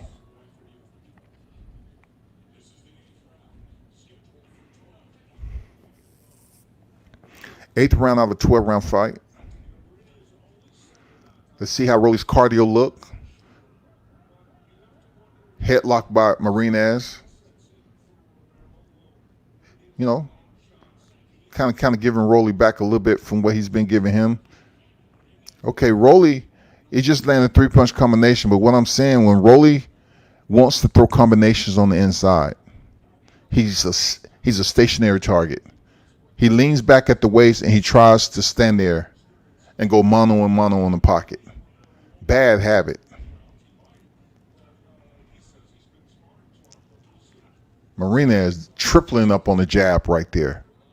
They have a fight so far unofficial. Steve Farhood is 68 for Marina, 65 for Romero.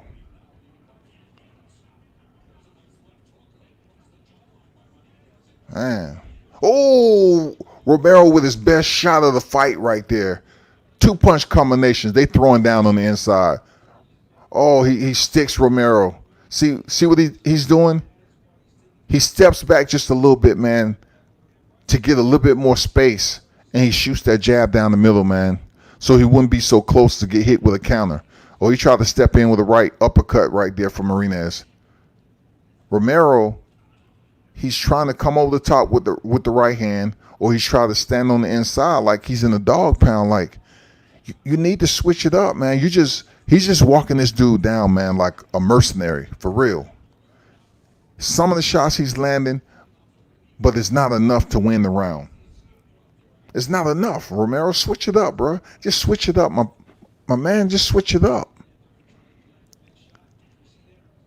You cannot have a healthy career just coming straight down the middle. You got to come in through the side door sometime, man. You just kicking down the front door every single time you come in for a combination, Romero. Switch this shit up, bro. Man, Marinez is popping that jab off Romero's head, man. Oh, damn. He catches Romero again. Romero missing a lot. Romero is missing a lot. This kid that's 19-0 is giving Romero every bit of work.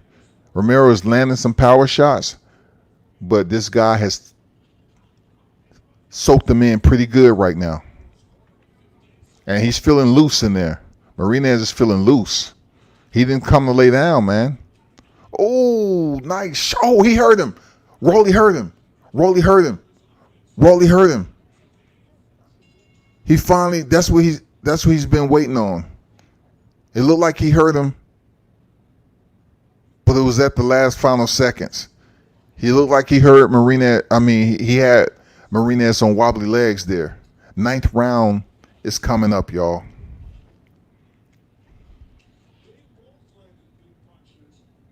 Ooh, man, I'm telling you all, whoever's listening, these guys is landing some dynamite. Both fighters are showing a chin, but for Romero, he hasn't wavered any in the fight. This dude is just like, he isn't scared of taking any shots.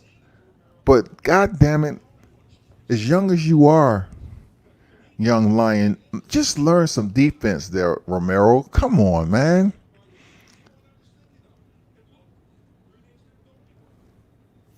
Man. He has to come up with a different answer right now. This is the 9th round. Let me see how aggressive Romero gets. Let me see if he's going to turn it up just to another level right now. Let me see if he's going to switch it up, man. Because right now what he's been doing hasn't been working to pack away some rounds. And in my opinion, he's losing the fight. Romero's losing the fight right now.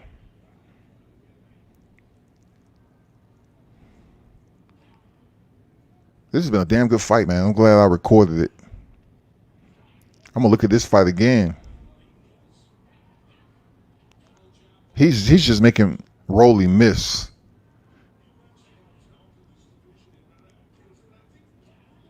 Man, he's popping that jab off Rolly's front side Rolly's head, man. Just bouncing it off. Easy. When Romero wants to throw his power shot, he turns his shoulder. And if his opponent is looking, he can know that he's trying to turn that left shoulder forward and send that right hand over the top. D-Ray, what's good, man? Salute to you. Appreciate you stopping through, man. Everybody in the live chat.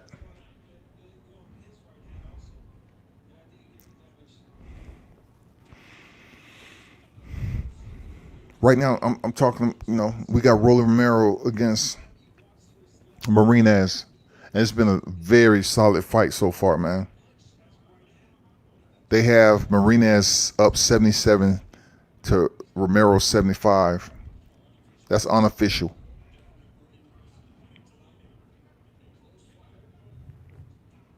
Marinez pushes Rolly up against the ropes, land about 4 shots. Now I'm seeing a change in Romero's cardio.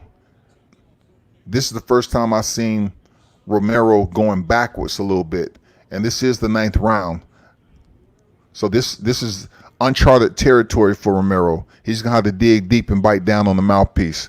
Oh, nice solid shots blocked by Marinez though.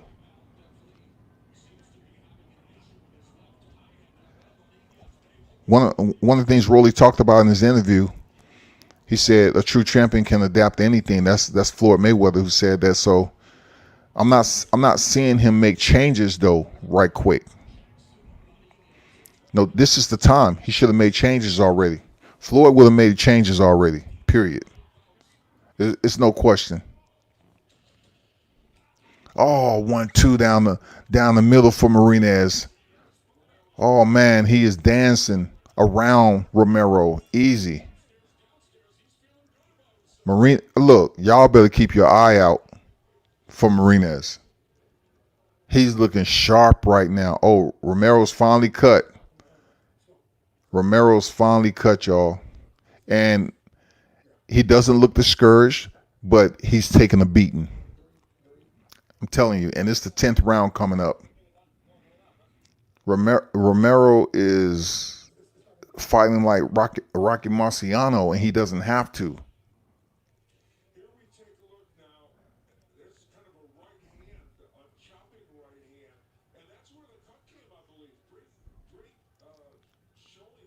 Let me see what Romero's cardio looked like in this next round, this 10th round. He was trying to do the Floyd pull counter. Man, see, that just goes to show you how masterful Floyd is and what he's able to do in the ring.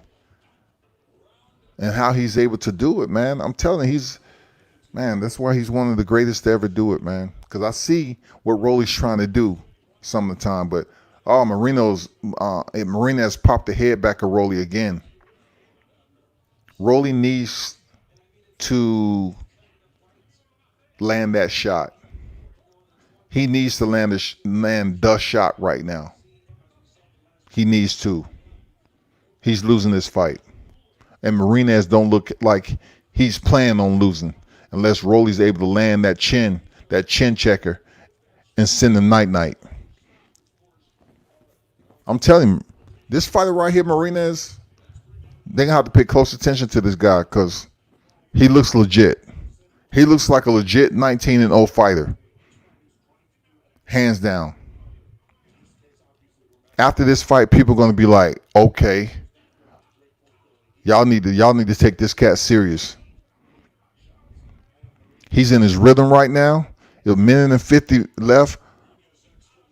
He's taking Romero's hardest shots, and he's still on his feet. He hasn't wavered.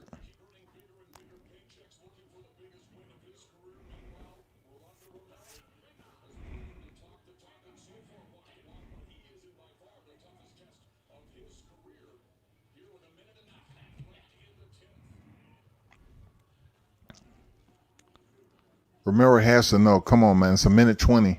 You have to switch it up, Romero. You can't load up on that right hand. Get back to your jab. Get back to your jab. Man, he is allowing Romero to step in with that jab, and he is sitting his right and slip on the Romero's right. Oh, Romero's just being reckless right now. He's going for broke right now. He's saying, fuck it. And he's still taking shots. Romero's like, fuck it. I got to get something. I got to make something happen. And he's just going in so open and like everything. Like he actually turns his body to the right, y'all. There go Floyd. You can see Floyd, situation going on. Oh, his eyes pretty, it's bothering him a little bit. He's wiping the blood away with his glove. Rolly Romero.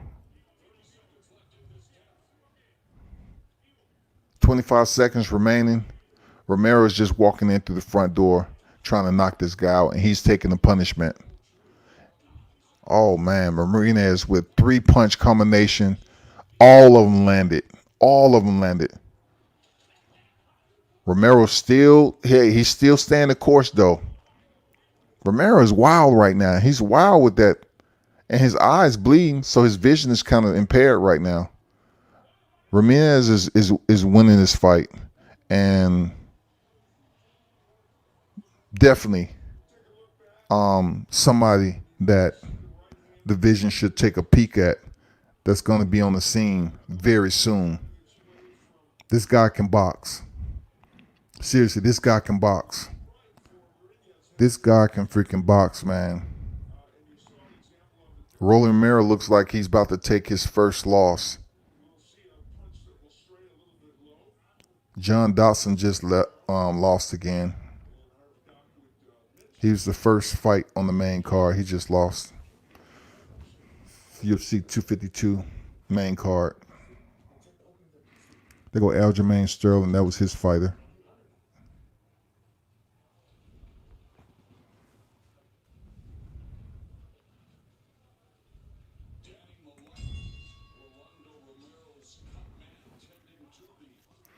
This is the championship rounds, y'all, and this was for the interim title, and it would have been great for Floyd Mayweather to take it back to his stable, but Marinez has other plans right now. Let's go, Romero. Let's go. You have to do something different than just stepping in wild, because Marinez sees everything. Jab by Rolly.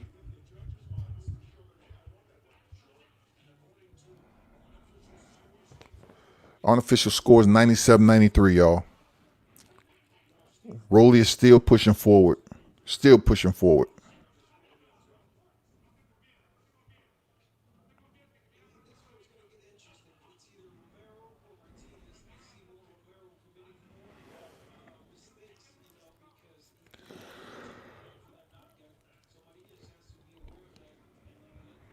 A minute 55 remaining.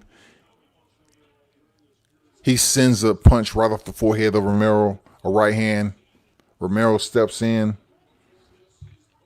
wildly, still trying to land a power shot, but slowing down considerably. Romero is slowing down considerably, y'all. He's slowing down. Now Marinez is pushing him up against the ropes. A minute 25 remaining in the 11th round. Stiff jab by Marinez. Sends back a right to Romero. Romero is stifled right now. He doesn't know how to close distance. He's hit Marinez with some of his power shots, but now he's in the 11th round. He doesn't have the power that he had early in the fight. Marinez is just looking like he was in round 1 or 2 still. Incredible shape. Marinez can box, man. Marinez can box. Rolly is, Jesus, man. Rolly is turning his entire body trying to land that right hand. It's so obvious, man. It is just so obvious what he's trying to do. This is going to be a learning experience. That's all I can say, man. He has to go back to the drawing board, Rolly. You have to go back to the drawing board, Rolly.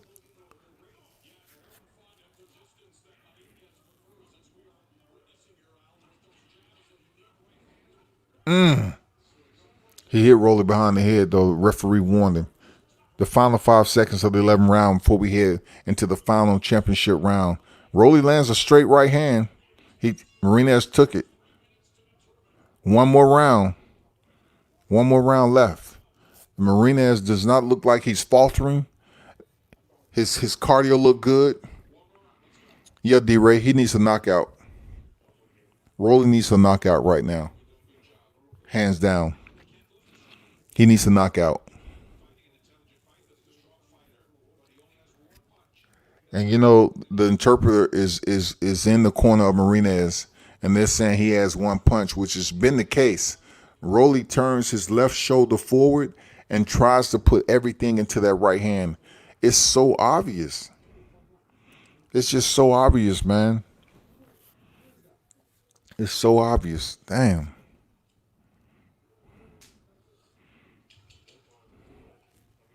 This is the final round, everybody. Showtime PBC. We was waiting on Romero to step on here and see how he looked. He's been tough throughout the fight, but he's been outworked. He's been outworked. Seriously.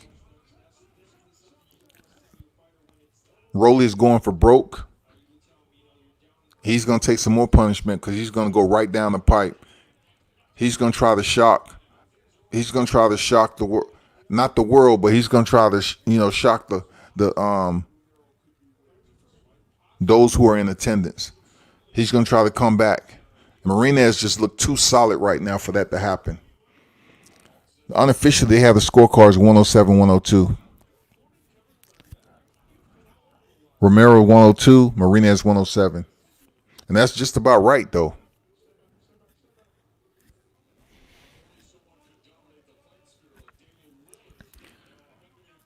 Rolly back to the left. Oh, Marinez, dancing around, man. He looks good. Marinez looked good on his feet, dancing around. He's still attentive and alert to what Rolly is doing. He pretty much has all of what he needs. He knows about Rolly right now, so he's slipping every punch that Rolly believes he's gonna land. Rolly needs an absolute knockout right now. That was a hard shot, but Marinez took it. I hope Rolly don't give up, and just go down in the dumps in this fight. Minute 20 remaining. Cause he got outworked. Marinez kind of made him look average in this fight. Seriously. It made him look average, man. He has a lot of work to do. He needs to give up this power play that he got going on and learn how to box a bit better to complement his power. He's not coming in with that doubling up on the jab. He was just sending one jab to the body. He's still throwing one jab. Marinez, sometimes he throw 3 jabs. And now Marinez is playing around, throwing his hands up because he's letting Rolly know that I'm about to become an interim WBA champion. Marinez looks sharp, man. Believe that. Marinez looks sharp, y'all. No ifs, ands, or buts about it. No ifs, ands, or buts about it.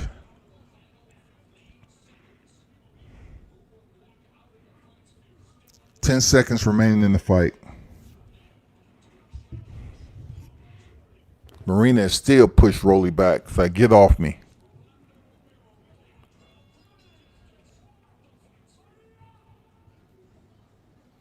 Rolly puts his hand up, and Marinez is, it was a good fight. I'm not going to lie. It was a good fight. If this fight goes to the score, if this fight comes out any other way, it'll be one of the worst robberies of this modern day era. I'm not going to lie to you. Man, seriously. 86 punches landed by Romero to Marinez 103. If they robbed this Dominican kid, I would be like, that's just wrong. Seriously. That's wrong.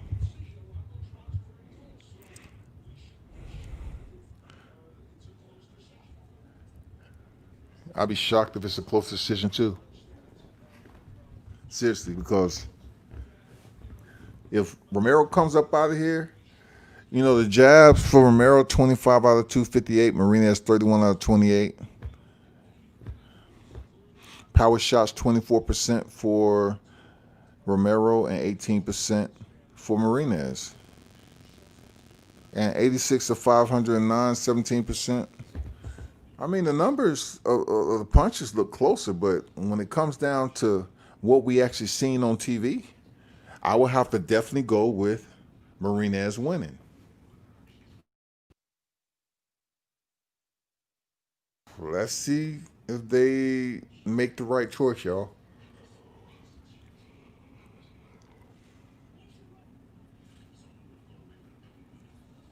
Damn.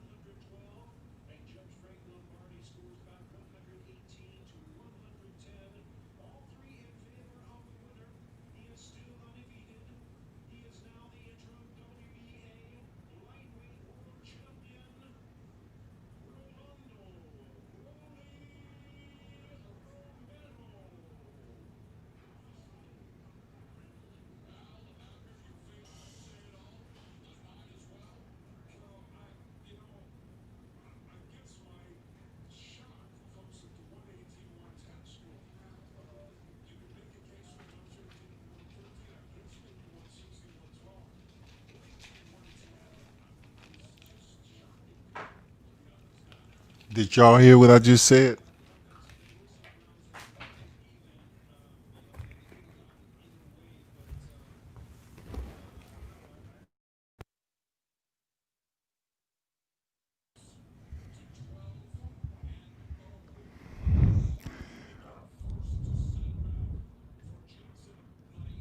Rolly won the fight, y'all.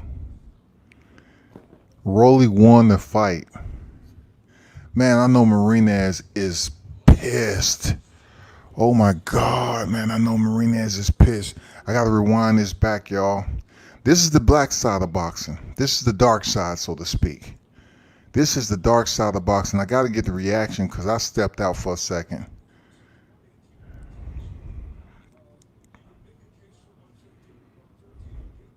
Marinez, he took it fairly well. Marinez looking and saying, damn, they got me. They got me. Damn, they got that dude bad, man. They stuck him. That's what you say in the hood, man. They stuck him, man. They stuck him. Marinez, man. He got robbed, man. He was 19-0.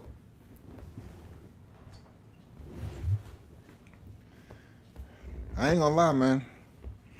Y'all get on here talking about Rolly won that fight, man. You go right ahead. You go right ahead. Say what you want.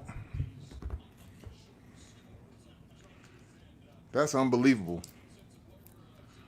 The judges are scoring 116, 112 Romero, 118, 110, 115, 113. Unbelievable. People, what you just seen was the dark side of boxing, y'all. That's all I can say. That's all I can say, man.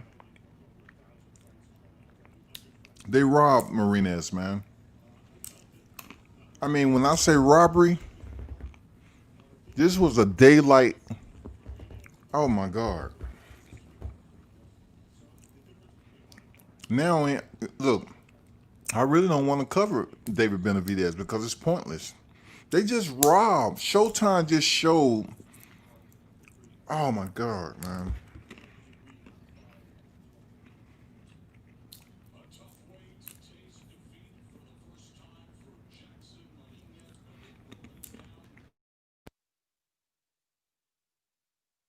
On deck of the Burns brother.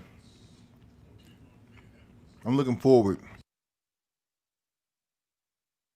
Herbert the Blaze Burns on deck.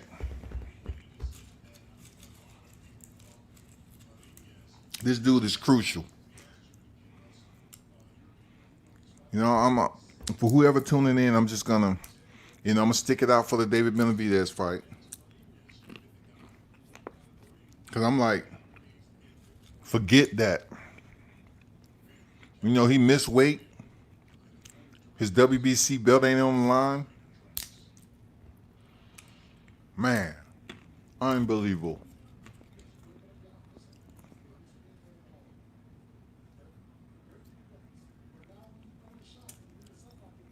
Unbelievable.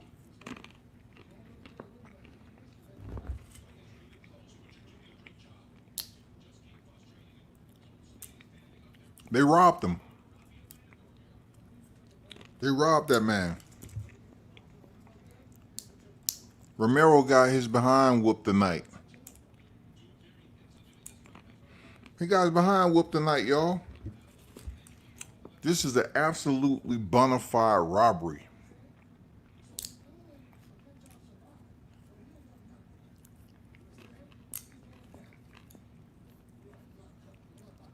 Daniel Pineda's on deck against Herbert Burns. This is going to be a damn good fight.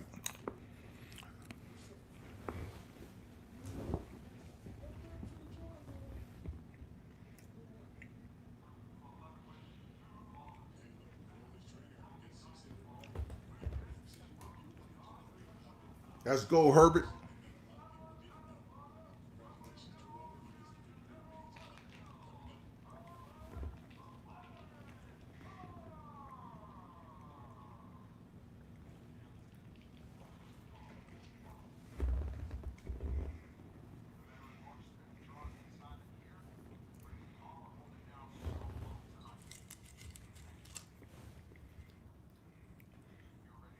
I'm definitely gonna go on.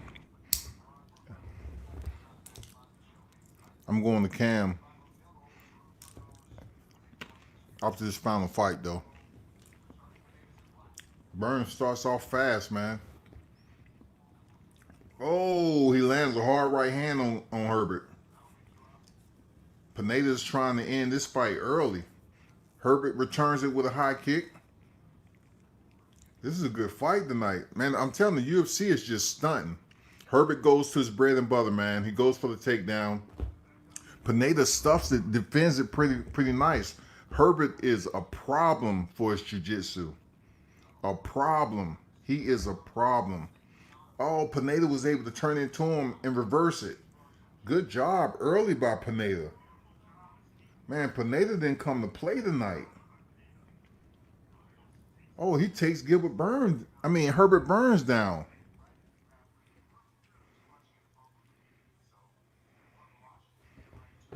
This is a good fight so far. Very close quarters, man. Burns working off his back early.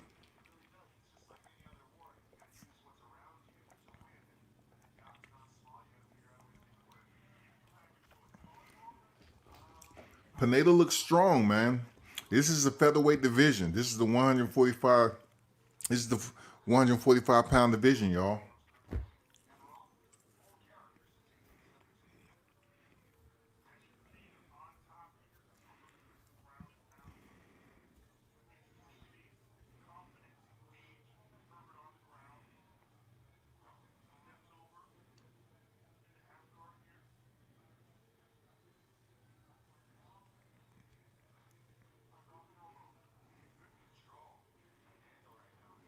Pineda's heavy on the top, man. You know, he's making this fight easy so far. 2:55 remaining in the first round. Herbert Burns has found himself working off his back. He sinks in a triangle quickly, but Pineda gets out of it. That's how dangerous Burns is off his back, but Pineda doesn't seem worried, to be honest. Burns is still working. He's taking some punishment from the top from Pineda, who has one of the most cynical, sadistic tattoos on his back. It looked like a picture of the head of the devil, so you know how that is. This dude doesn't care about the dark side. You know what I'm saying? He lives it.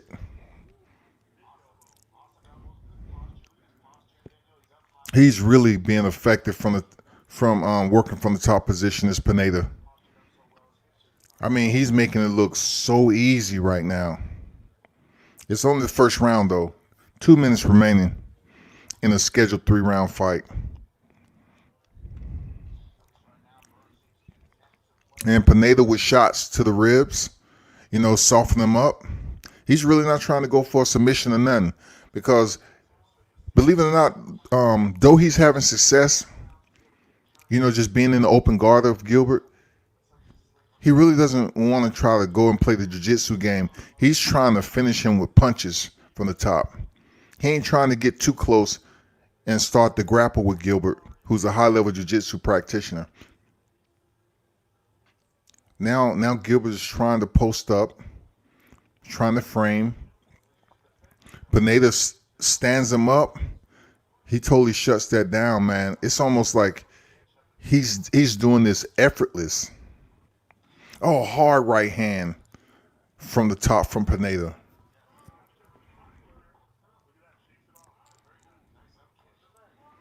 Man, Pineda's round so far, 55 seconds remaining. Man, he's making this easy. Gilbert's going to have to come up with a different plan in the second round. 40 seconds remaining. And if you want to see the entire main card, you all, make sure you check out my description.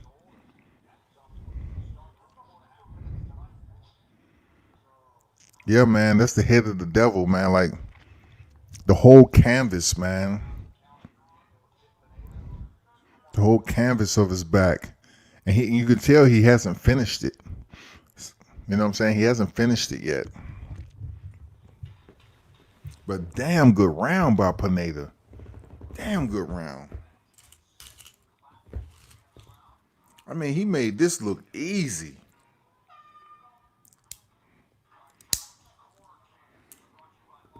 Yeah, Herbert, he spent majority of the first round fighting off his back. So let's see what he comes up with, you know, in the second.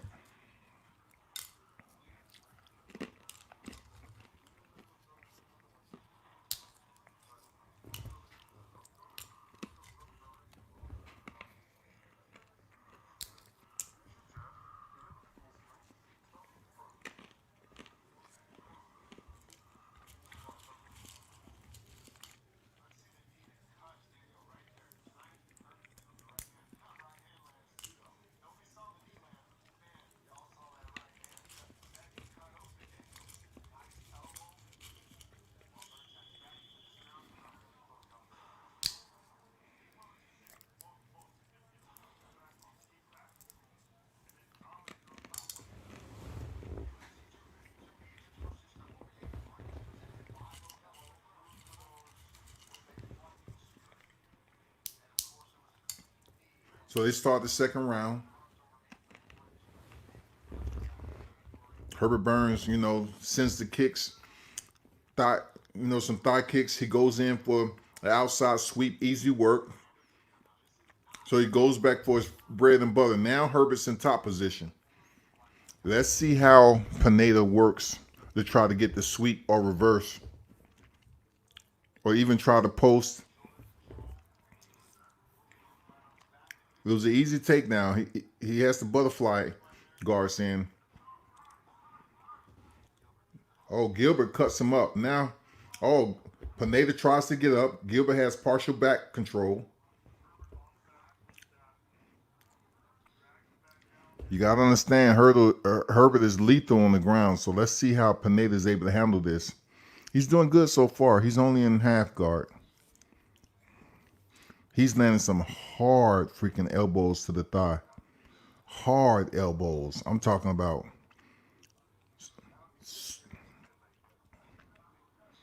I mean, those elbows, he would definitely feel those elbows tomorrow, for real.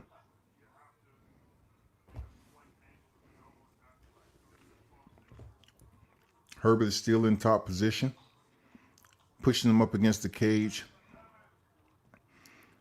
And he is relentless, man. Herbert is going to be relentless in this position. 3:20 remaining in the second round. He's having way better success right now. But let's see what Pineda has. You know, does he have an answer? Because, you know, Herbert Burns right now is damn near in the full mount. Let's see, is he working for an arm in?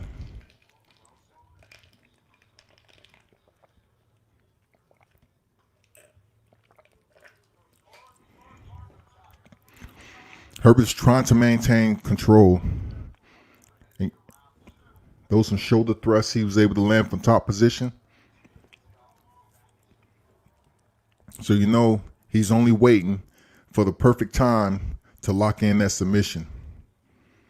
Oh, wow. Pineda pushes him off. Easy. Oh, almost get the wizard. Almost get the hip throw. Oh, Herbert has better back control now, but Pineda counters it. Oh, he was able to sweep and reverse it. Now Herbert's back in the same position off his back. Wow, solid transitions, man.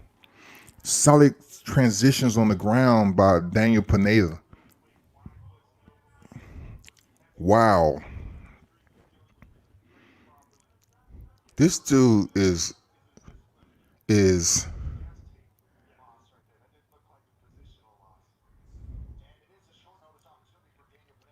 Pineda is one of those fighters that has way better skills than his notoriety. And this dude is lethal. Oh, man, he has Herbert in the crucifix. This is a bad position for Herbert, man. This is a bad position for Herbert. This guy seems strong, and now he's trying to go for a key lock. Oh, man, he's brutal from the... Hey, every bit of his tattoo is showing in this fight. Every bit of the mentality that he has. He's landing solid elbows on Herbert. Oh, man. Brutal strikes from the top position. This might be close to being stopped. Herbert cannot get his arm up out of there, man. Pineda is hammering Herbert. He is hammering Herbert. Herbert got to get up out of his position. He cannot take too much of this punishment. And look at the way he has that arm, Herbert's left arm tied up. He cannot get out at all. He cannot even find one little area, man. Any slack to get out. The fight is close to being stopped, y'all. It's close to being stopped. This is unbelievable. He stops him. Wow, he stops him. Daniel Pineda, last minute replacement with one of the most sadistic tattoos I've seen in mixed martial arts. 6 years after UFC, he comes back and defeat one of the rising stars. Wow.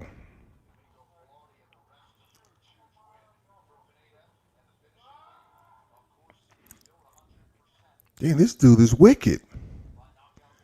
Look at that tattoo on his back, y'all.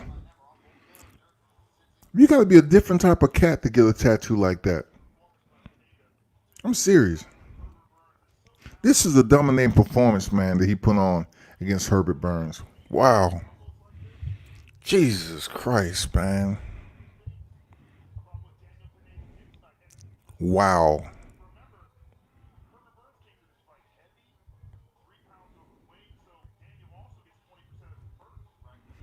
Dang. They said Herbert Burns came in 3 pounds overweight and Daniel Pineda gets 20% of his purse. Wow. I don't know if y'all looking at this.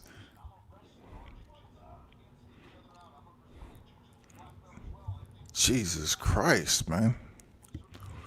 Alexis Angulo, man, is on deck, man. 26-1, 22 knockouts from Colombia.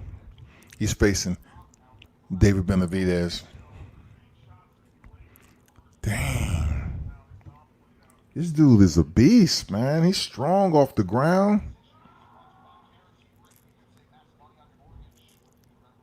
This dude has a lot of ink up top. And knowing him, he probably didn't have no anesthesia, nothing. Shit. I hear you, D. Hodges. Enjoy, man. Dang. You can't rob a person who gets a stoppage. You know what I'm saying? Sometimes you can't leave it in the hands of the judges, man.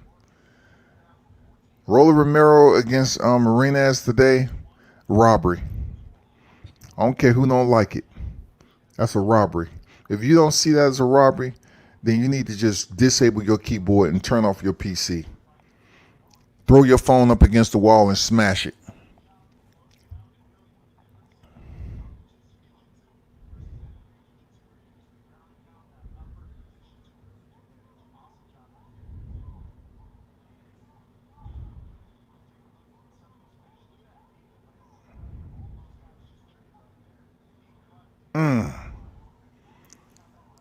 Dang. This dude has been out the cage for 6 years.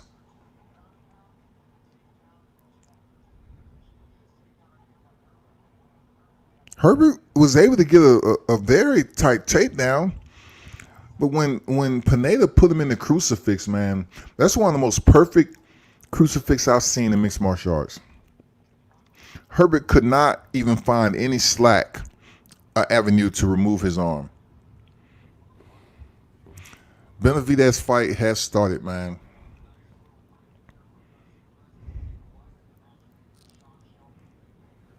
Y'all give me a minute. I'm about to change PC.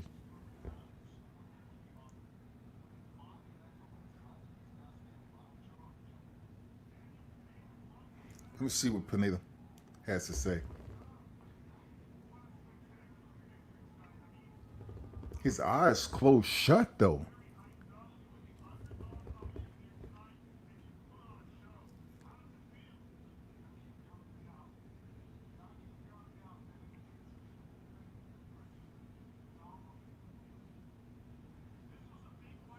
Man, this guy had some sick tattoos on, man.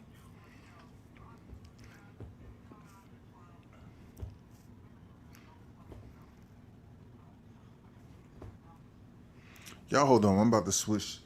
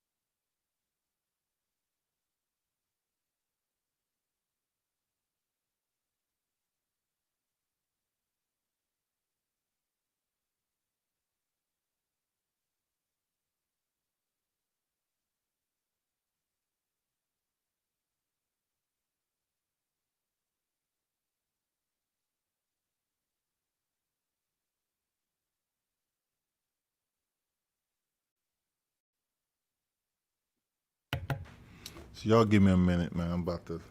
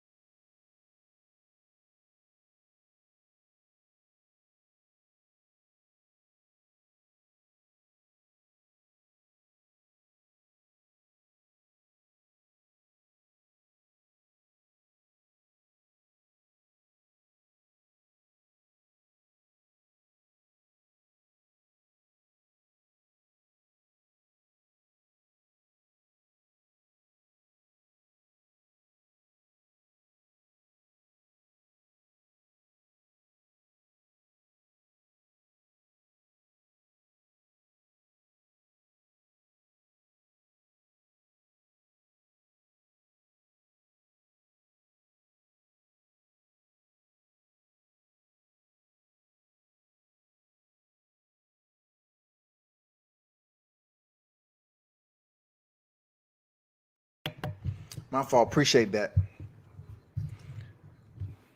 As I was saying, Rolly Romero absolutely had a appreciate that, D-Ray. Rolly Romero absolutely had a lucky night. There's no ifs, ands, or buts about it. He got a gift. Marinez was the more fluent boxer. He landed more solid punches tonight. And he gave Rolly a boxing lesson.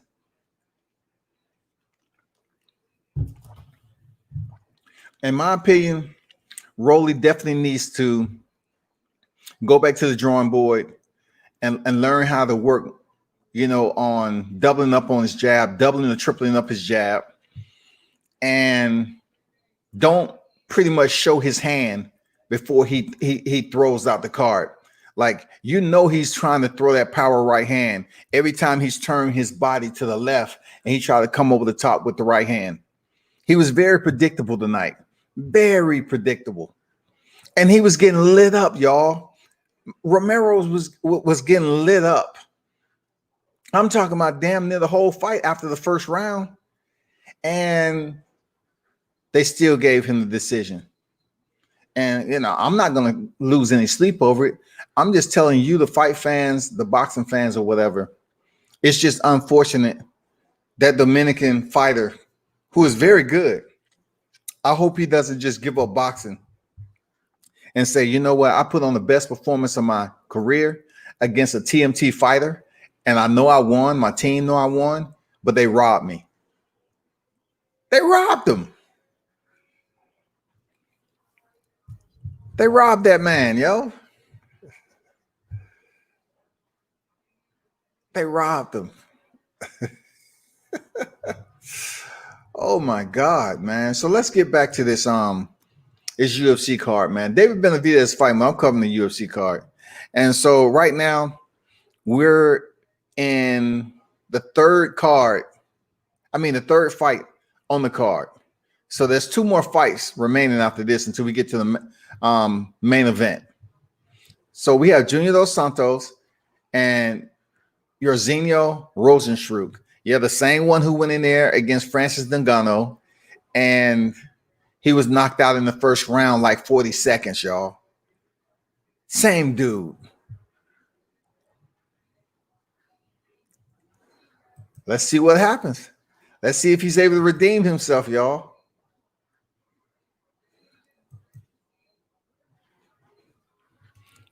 Rozenstruik is a big guy, man. This is the heavyweight division. He looks in shape, heavyweight shape or whatever. He kind of bust on the scene, man, when he knocked out Alistair Overeem. Really obliterated his upper left side of his lip. And they was like, oh, man, he's the next coming. He's a heavy hitter. So what they do, they put the two brothers in together. They put Rozenstruik, who's supposed to be a heavy hitter, and they put him in there with Ngannou, who's supposed to be a heavy hitter. Both of them had opponents in Alistair Overeem. Ngannou looked like he damn near took Alistair's head off with an uppercut, and Rozenstruik almost sent him to the surgeon, for reconstructive surgery. So they both had a common opponent.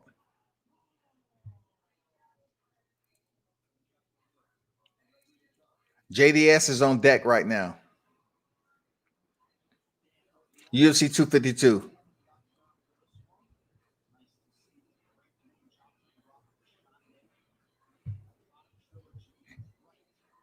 JDS has pretty good boxing, though.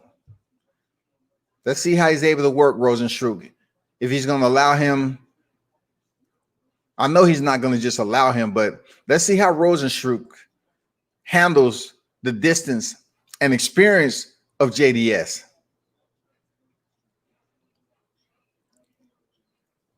Inside kick by JDS. I'm telling you, man,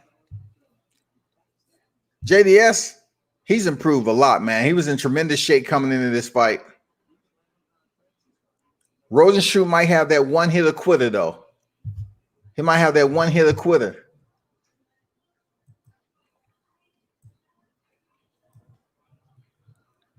Yeah, D-Ray, man. It had to be something, D-Ray, seriously. Because that was an absolute robbery right there. Absolute robbery. Ain't no ifs, ands, or buts about it. So far in the first round, no real damage, man. Both of them just posing, fainting. Rozenstruik is waiting for JDS to come in a little bit close so he can, send some power shots and see how JDS takes. Oh, head kick by JDS. That's what you get when you're standing in one spot. Rozenstruik is just standing right there waiting and waiting and waiting. I like how he checked that kick, though. It seems like the storm, the quiet before the storm. Something's going to happen from both ways. Something's going to happen. Who's first? Okay, Rozenstruik sent that right hand. JDS took it fairly decent. Okay, Rozenstruik with an inside low calf kick. All right. I'm watching UFC 252. It's the third fight on the card, I believe. Yeah. We have two more fights before. We have one more fight before the main event. DC versus Daniel Cormier. Oh, nice. JDS is on deck right now versus Jairzinho Rozenstruik.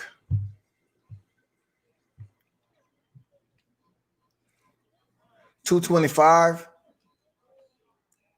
JDS is sending those outside and inside leg kicks. Nice jab to the body by JDS. I like his movement so far. You know what I'm saying? I like his movement so far.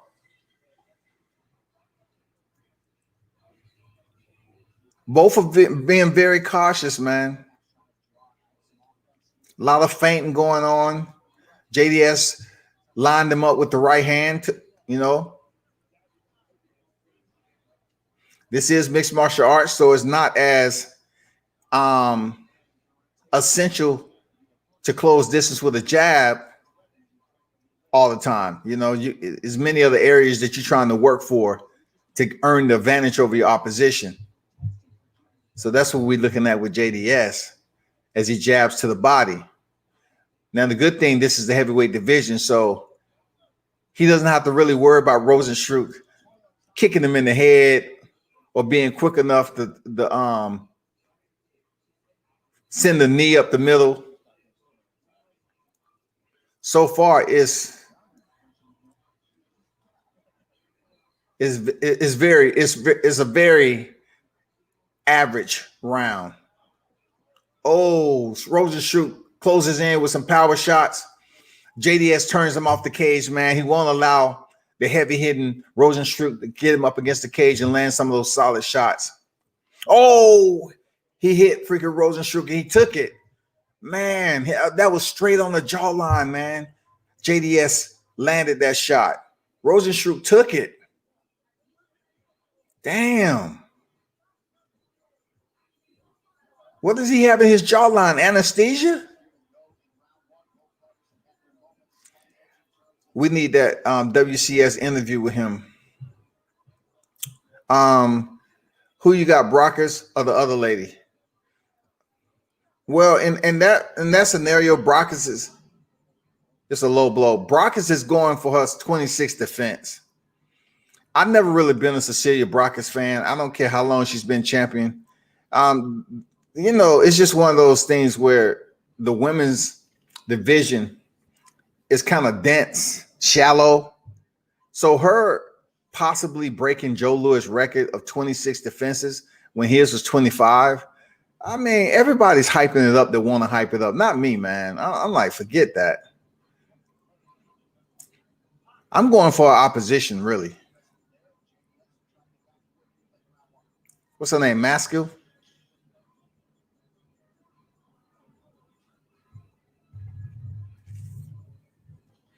Oh, JDS tried a reverse heel kick to end the round. One round is over with in this heavyweight affair.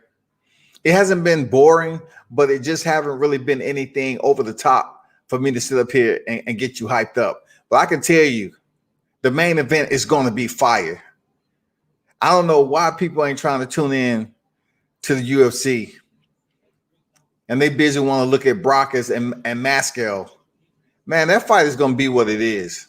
But it's nothing bigger than history's being made with a trilogy, y'all. This is a trilogy between Stipe Miocic and Daniel Cormier, the heavyweight division. And not only that, the co-main event is going to be Sean O'Malley versus Marlon Chito Vera. That's going to be a solid fight. I think this right here is going to pick up a little bit.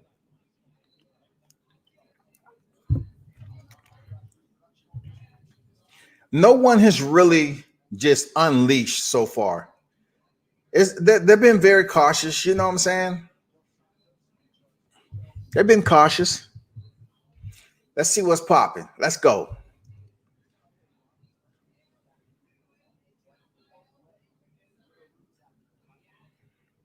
Oh, yeah, it is.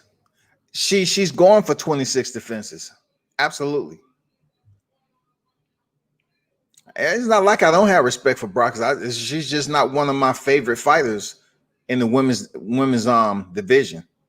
I don't have no reason to dislike her, but I'm just saying she has to win in order to have a 26 defense.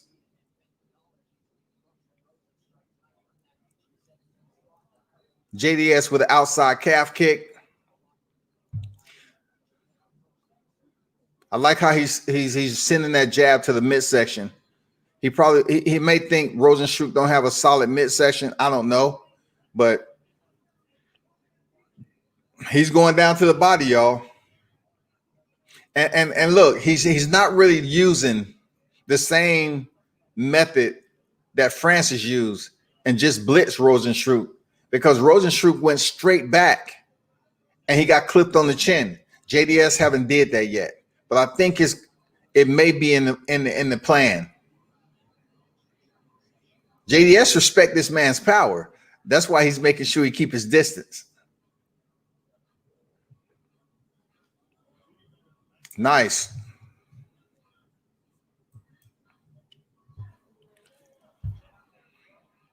Rozenstruik is pressuring.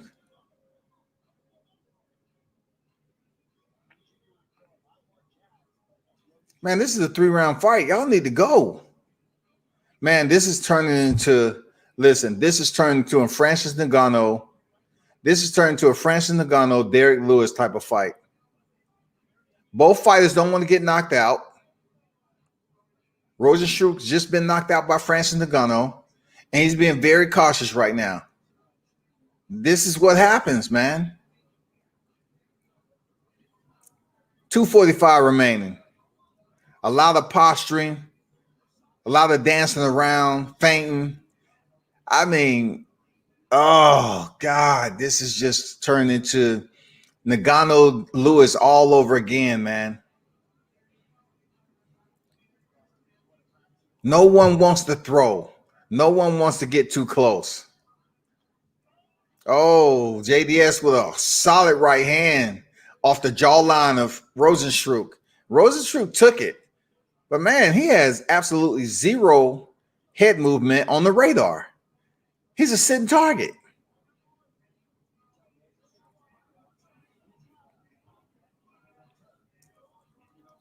If Rozenstruik wants to be any popular than he is and gain notoriety amongst the MMA fans, he's going to have to do better than this, man.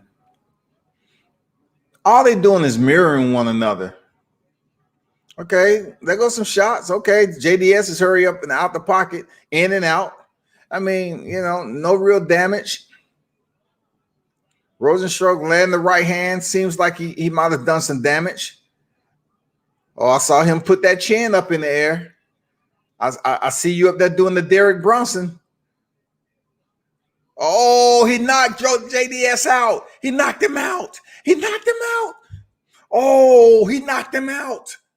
Oh, whoa. Oh, man, he closed out the show. He closed out the show, y'all. JDS is shaking his head. And Rozenstruik like, shit, Somebody told you wrong. JDS stops. Rozenstruik stops JDS, man. And then Rozenstruik goes down there and sit next to him like they finishing up a sparring session. Oh, both of them threw the right hands, the left hands at the same time. They threw the left hands at the same time, but Rozenstruik landed his right hand, hurt Junior Dos Santos, and then JDS is on his knees. Rozenstruik came up behind him and let his hands go. He said, "No, you can't get up. You can't get up. You can't get up. No."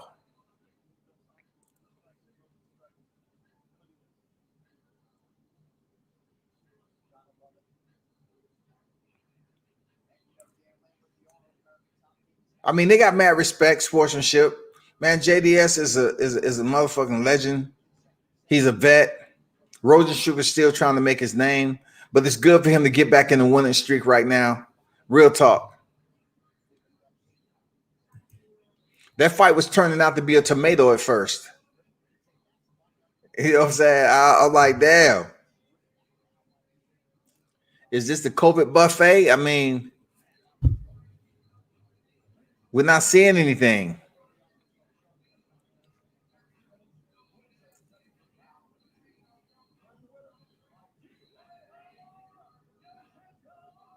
Jairzinho Rozenstruik. Okay. Hey, what can I say? I don't have any complaints about that fight. It turned out one way or the other. Either JDS or Rozenstruik was getting knocked out, period. Let's get to Sugar Sean O'Malley and Marlon Vera next. Congrats to freaking Rozenstruik for the knockout.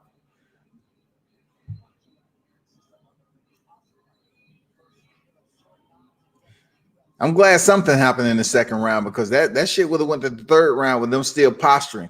That's why they was taking their time, man, and very cautious about closing distance. Damn, serious knockout right there. Serious, y'all.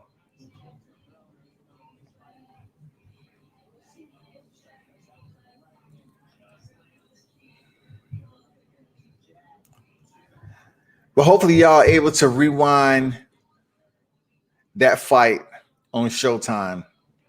Jesus Christ. That's why I wore my plaid shirt, man, because I knew it was gonna be some funny stuff going on tonight. I'm like, man, let me put my plaid on and shit. Cause Showtime back on deck. I know they up to something. Showtime up to something. Boy, I know the Charlos better be paying attention. Javante, no, Leo Santa Cruz. Because look, if Rolly went in there and had a performance like that against a guy who clearly beat him, imagine if Leo Santa Cruz is even slightly remotely, just slightly close on the card. He ain't winning. Tonight just showed me they're on a mission. Leo Santa Cruz ain't winning if he's close.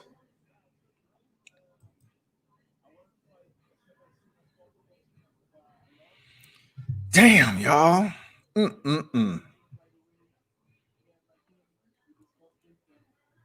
I can't call it, Shawty.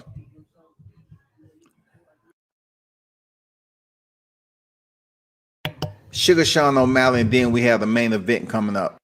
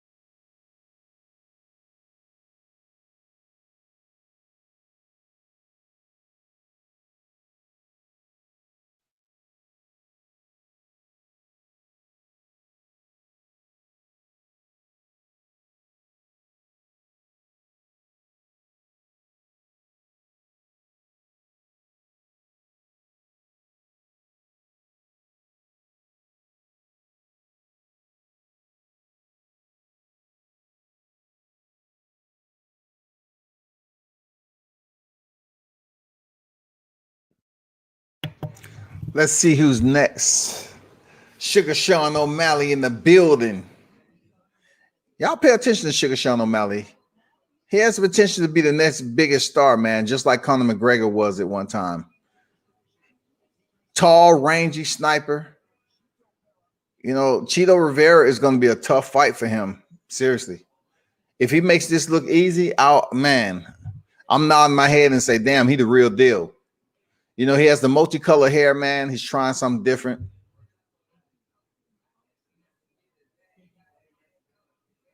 So they're giving a shout out to the veterans today. All right. I mean, DAV is supporting this. Okay, I got you. Salute to all the veterans that's out there. You know, it's always love and support. It's always love and support, man. Especially on the green side. Them devil dogs, shock troops. You know what it is, them yellow footprints. Lord, Lord, love. Love, love, right. Riding low, riding love, riding low, riding love, right. Left foot right. Hello, riding low, riding left, riding low, right. Platoon. Huh. Left. Huh. Parade. Rest. Those are the good old days of drilling.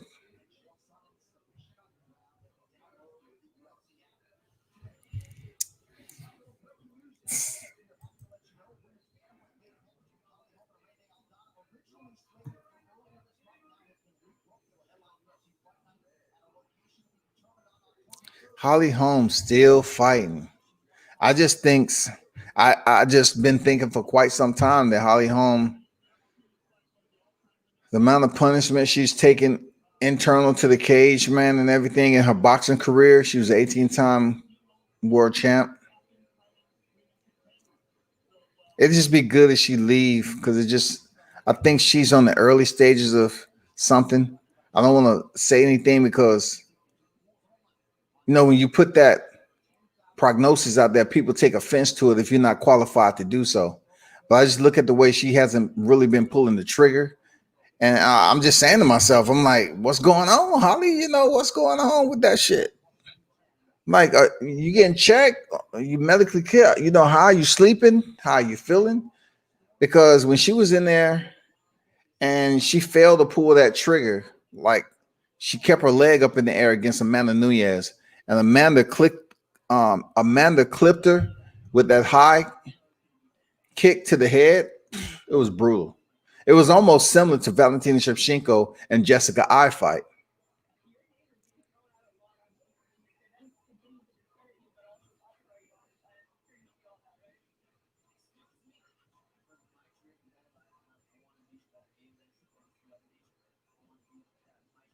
This dude has yellow, blue, and red, and I believe green hair. Yellow, blue, and red hair. I'm not sure what statement is trying to make. I don't know how does it blend into his persona as a fighter, but I know he just used to have braids going back to the back, but now he's colored his hair. It's red, green, yellow, and blue, I think. So who knows? He's still a cool fighter, though. Sugar Sean O'Malley is still a cool fighter.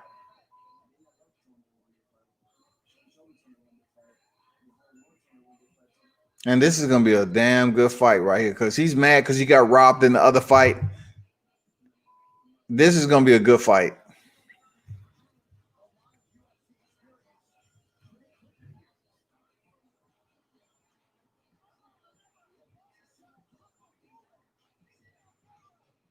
Oh, yeah, man. It was fun when I could do it. You know, when it was all good, you had the pigs with you.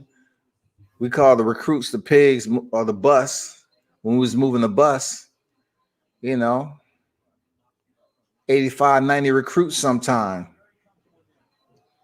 End up doing like what, 9, 10 platoons on a tour. That's a lot of people that you meet, civilians that you meet, and try to turn them into the Marines. And you know, not all of them make it to be Marines. Some go away, and you don't know, you don't see them again. I mean, your whole intent is to make them a Marine because that's one of the most ultimate privileges that you can have.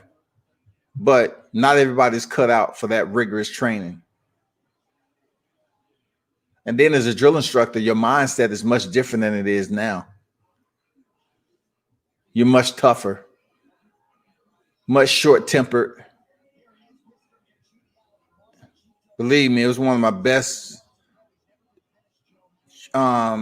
beat billets that I ever did. Man, this is going to be awesome. The co-main event is on deck, people. The co-main event is on deck. Cheeto Vera, O'Malley, Sugar Sean O'Malley. Man, this is going to be tight. This might be an upset, people. This might be an upset.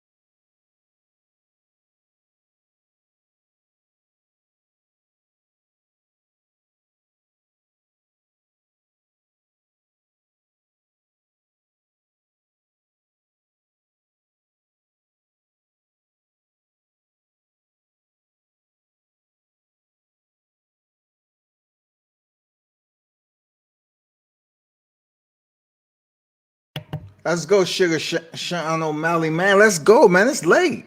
It's going on 12, homie. Let's go. What you waiting on, bro? Let's go.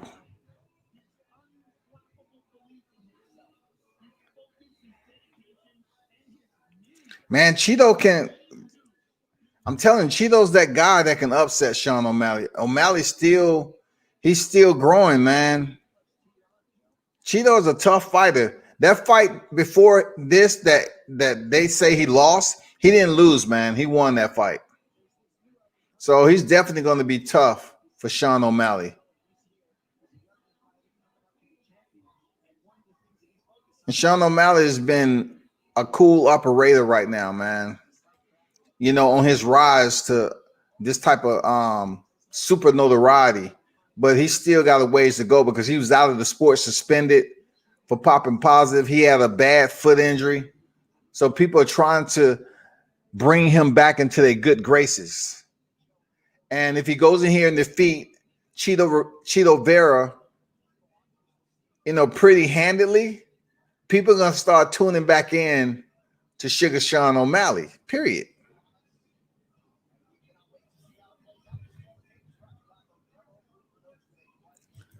Let's go. I want to see Stipe Miocic. Let's go. We'll see Stipe versus DC. So O'Malley with the slight height advantage, 5'11" versus 5'8". Vera. Both weighed in 136, which is the bantamweight limit. Not too much of a reach differential. Let's go, people. Both of these guys are pretty evenly matched. We're going to see who has the more dog, who has the better offensive strategy, who authoritates and disrupt the rhythm of their opponent early enough to gain that advantage. This is what it's all about, people. It's all about who's the smartest, who's going to be intelligent, know when to be aggressive and when not to be aggressive.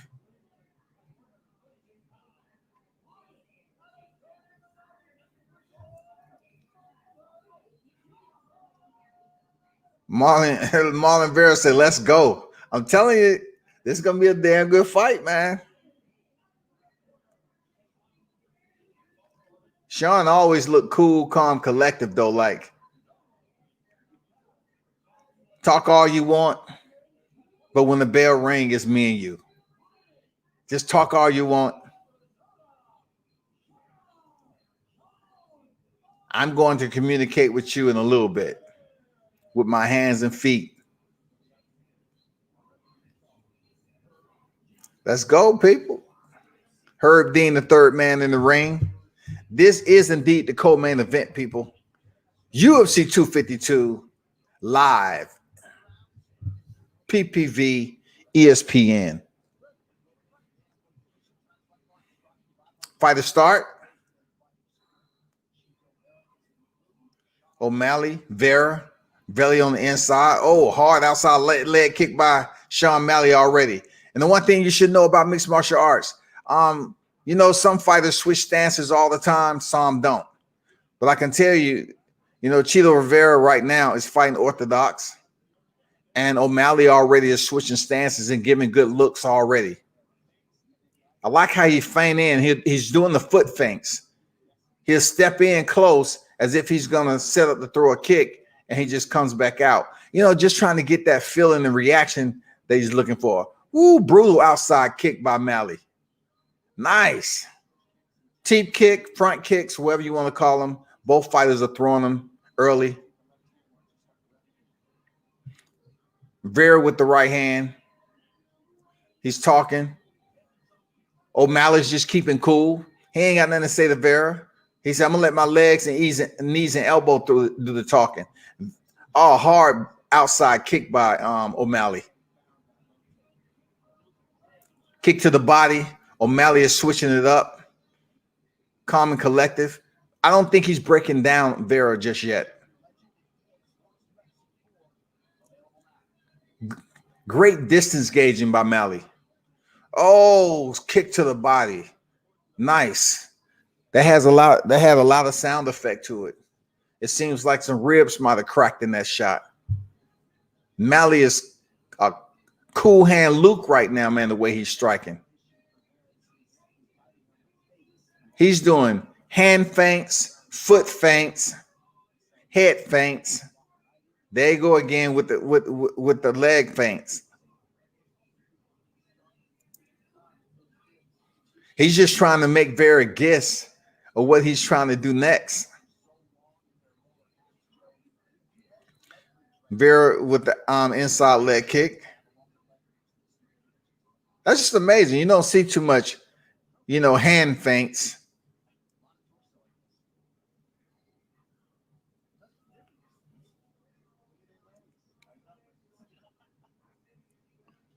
Oh, he sent the high kick. O'Mara was posting up against the cage, and Vera sent the high kick. Why? Because it's not anywhere to go when you're just up against the cage. So sometimes they try to send you into where they want you to go. So Vera's doing quite well just yet. I mean, so far. O'Mara with some more feints, leg kicks, dips out, like that defense. O'Mara did something like the shimmy.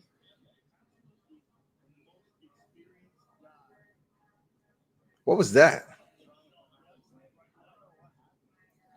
I think O'Malley hurt his leg, y'all. Vera sending the high kick. I think O'Malley might have hurt his knee doing something.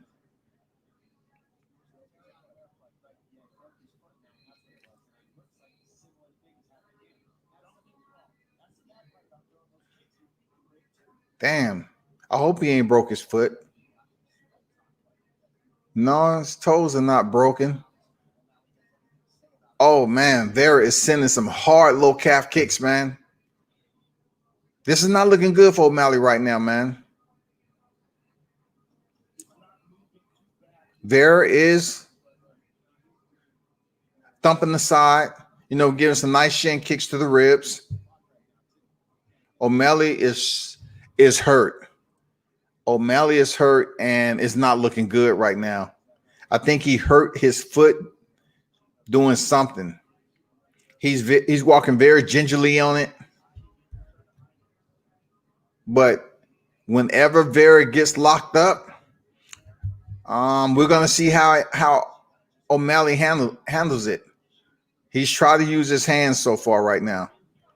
Oh man, he's on the ground, so this is gonna be bad for O'Malley, man.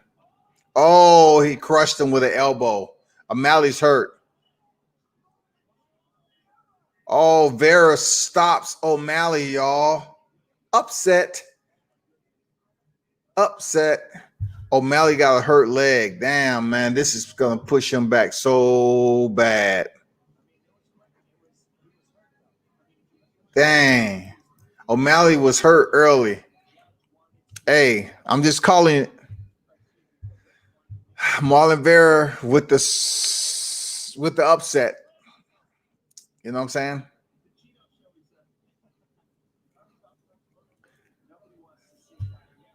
Damn, yo, what's going on, man?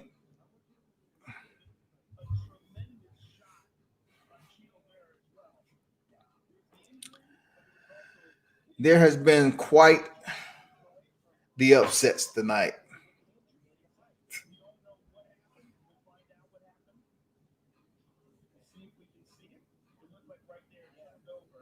Oh, he must have sprung his ankle or whatever.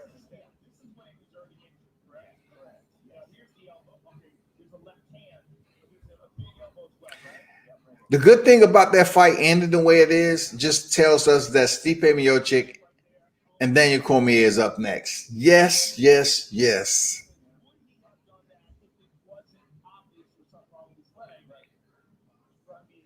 Dang, that's when he was out. He was out the sport for a leg injury or foot injury before. Oh, it went out on him when he tried to charge. Damn, his nerves went out on his foot. What the fuck? And good sportsmanship by Chito Rivera not to rush him knowing that he had a foot injury. That was good sportsmanship. I'm not going to lie. Because some people would have rushed him and try to mess him up on the ground. And O'Malley's feeling sick right now, man. He's like, damn, not again. He said, not again. Not again, man. I'm going to be out of competition close to 10 months now until he gets his foot situation cleared again. Damn. Oh, shit. Main event is up next, people.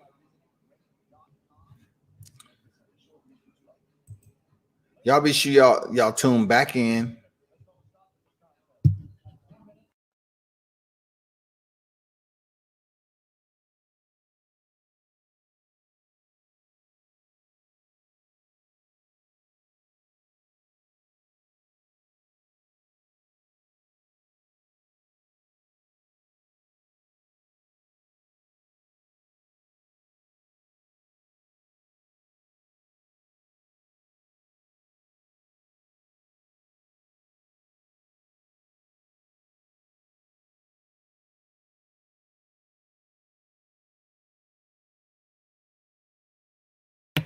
I'll be right back, people.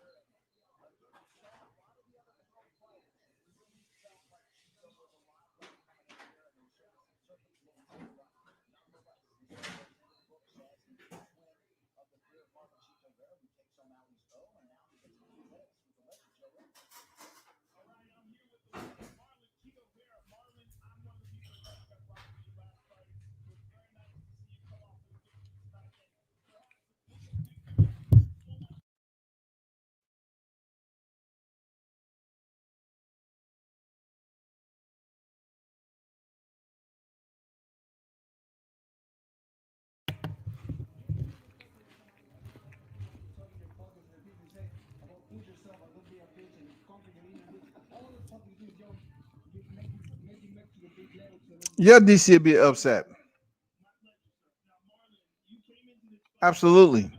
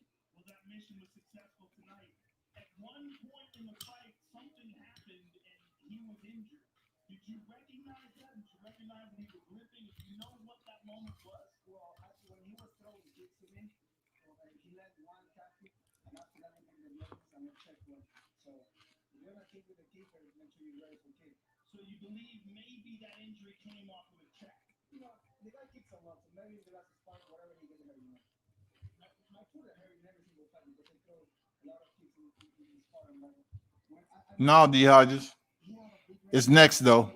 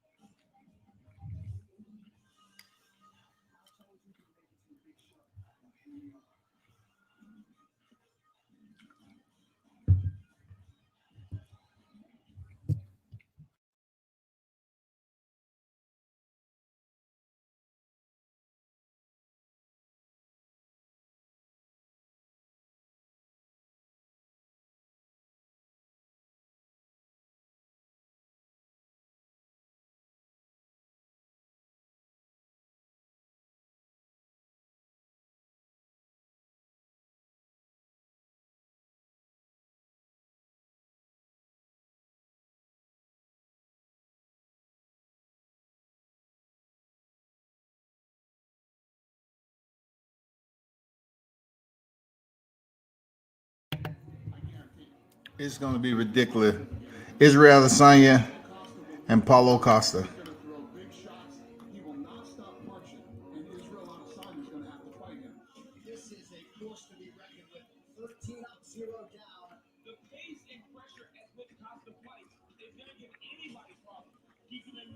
That's going to be for the middleweight title.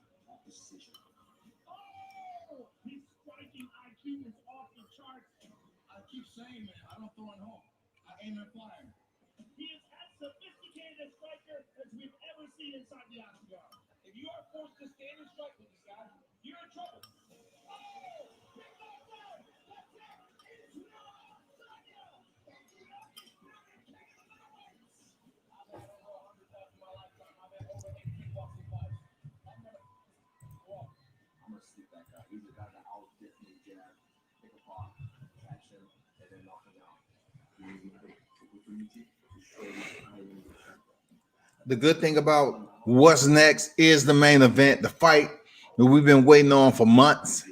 It is Stipe Miocic, Daniel Cormier for all the marbles and UFC 252 heavyweight unification.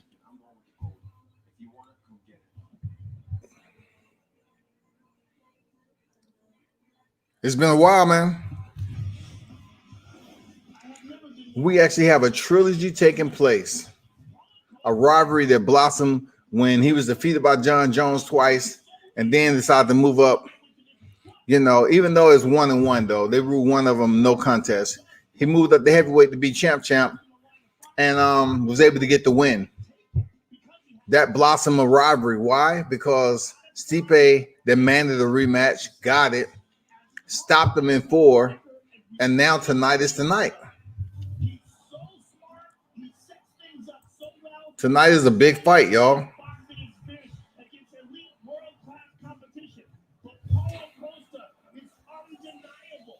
Undeniable.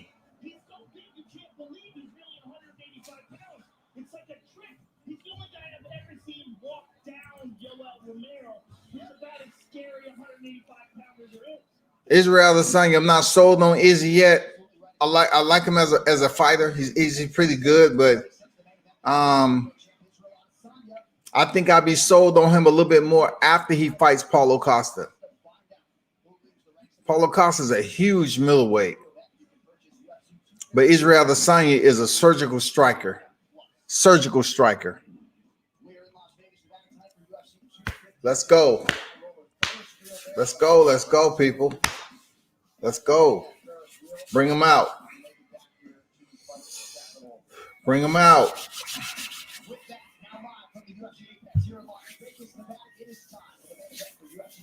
It is time.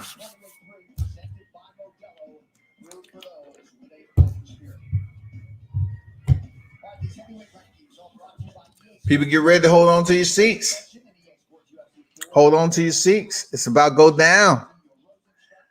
It's about to go down, down, down. Hold down, down, down. Whoa. It's about to go down. The heavyweight fight that we all been waiting on. 1-1 on the billing. Both are stoppages.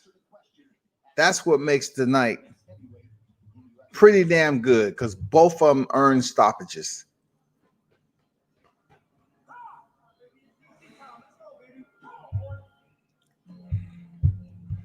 Daniel Cormier a legend, man. He's a legend. If there's anybody I want to interview in the UFC, I want to interview Daniel Cormier. I'll bring him a nice bucket of chicken so we both can eat it. Some hot buttermilk biscuits, dirty rice, string beans, coleslaw, red beans and rice. The whole side gamut of Popeyes. And we'll talk about what he's going to miss. You know, talk about his rise from Strike Force being undefeated, coming into the UFC undefeated.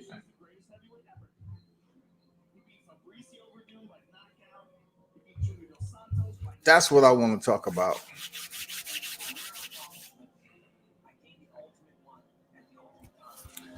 Well,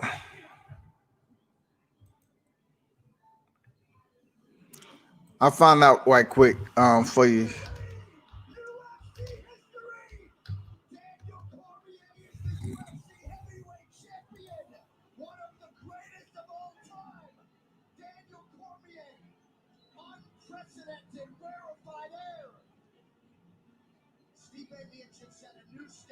Benavidez stopped him in 10 rounds. That's about right when he starts to get cooking. That's about right. But Benavidez stopped him. Benavidez stopped him.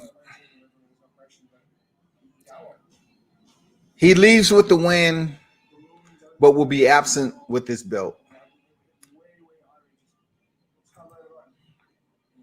So the question was, who do I have tonight?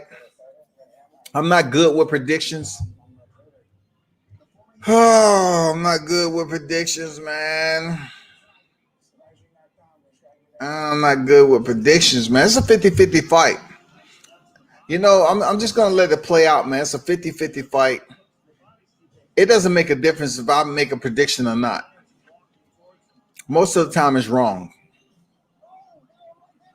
Unless it's an easy take. And there's no need to predict who's going to win out of that. Predictions should only come when the fight is tough. So let's see what's popping.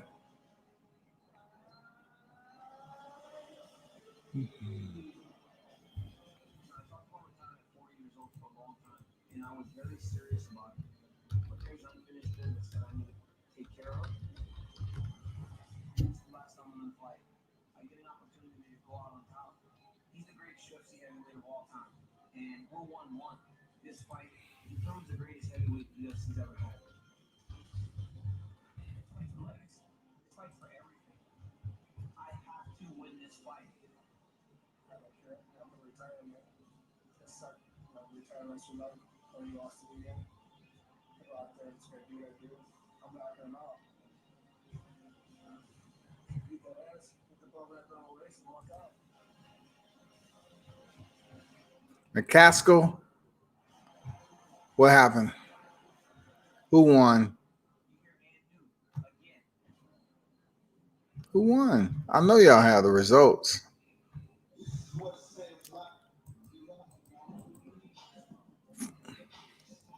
Yeah. They got Pac playing.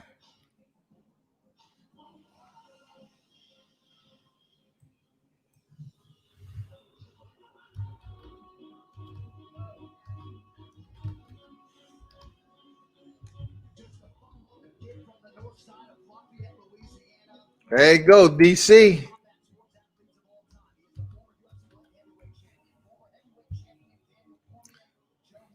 He ready for the smoke.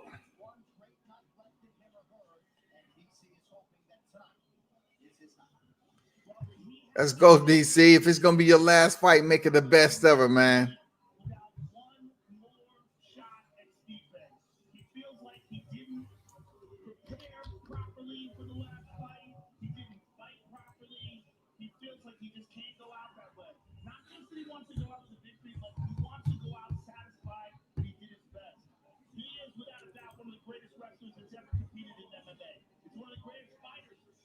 Oh, Cecilia Brock is lost to Jessica McCaskill.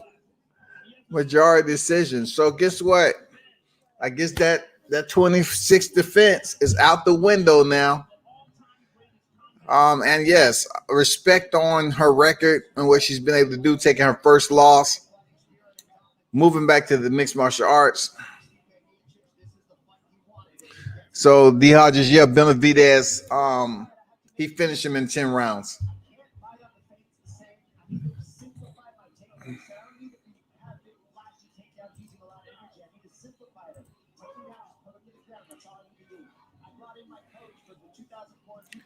This seems like it's not going the distance for some reason.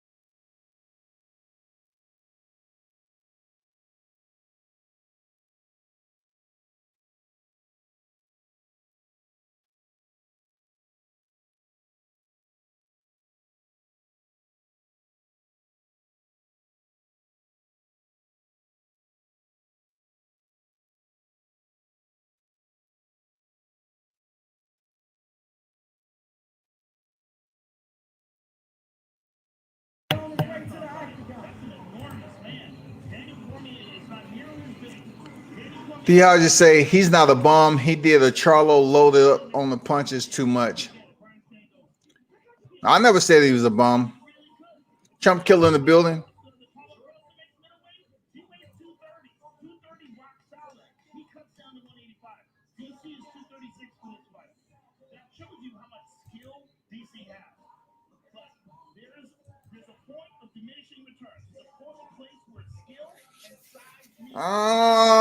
This is difficult for me, man. To be honest, this is difficult for me. I can't call it. It's a 50-50 fight tonight.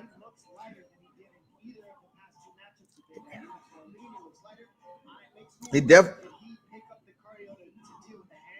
definitely looks lighter. But we're going to see who's the man in the heavyweight division. Who's the man with the master plan? Y'all tell me who's the man with the master plan. There are levels. This is the Muddy Flats MMA. There's certain levels to reporting on mixed martial arts. You have to know what you're actually watching. It's cool to talk about the favorite fighters and everything else. That's cool. But my point is to try to educate you that's tuned in on a little bit more than so you can follow mixed martial arts a little bit closely. It's not all about, oh, so-and-so landing the hand, he's the bigger fighter, and this, that, and the other. It's much more deeper than that. It's actually what they have going on in the cage, what you're actually looking at, how they're planning on engaging one another. This is the man. The main event.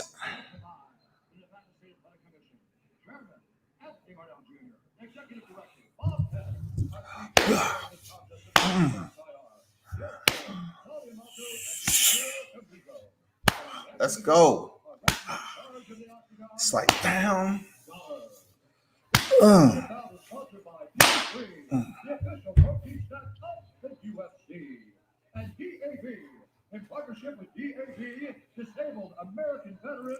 Daniel looks even more round. I mean, that's not going to change for DC. He probably did more heavy ball work, more core work. I don't know with Daniel.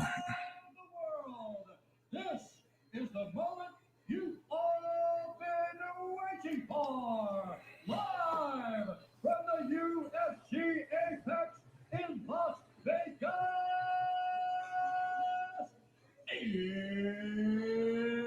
It's time.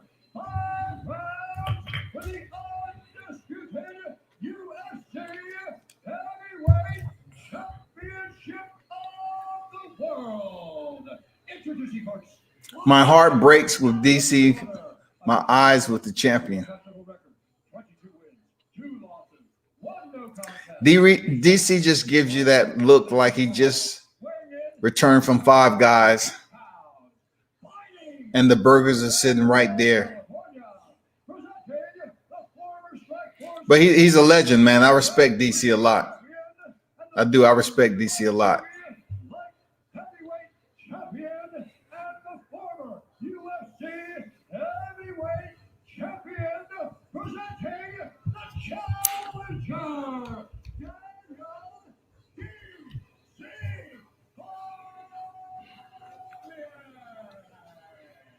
And DC mean mugging. Stipe looked in way better shape than DC. Let me see if he even has anything to do with his game plan. Because it just seems like he definitely did more cardio this time around. He understands the relentless pace that DC is going to put on in the early rounds, which is only 5. But last time DC put on the same pace from the first to the third round prior to Stipe switching up the game plan. Let's go, Miocic. Make it a good fight. DC, Miocic, it's going down, undisputed.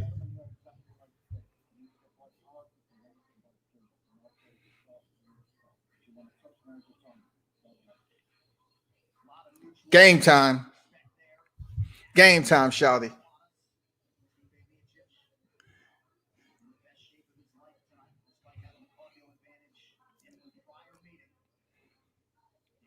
Damn, two different body compositions. But it don't matter when it comes to DC, man. Let's go, fellas. Show us what's the next game plan. This is one of the rare trilogies we get treated for. Inside leg kick first. This is a light leg kick by Miocic.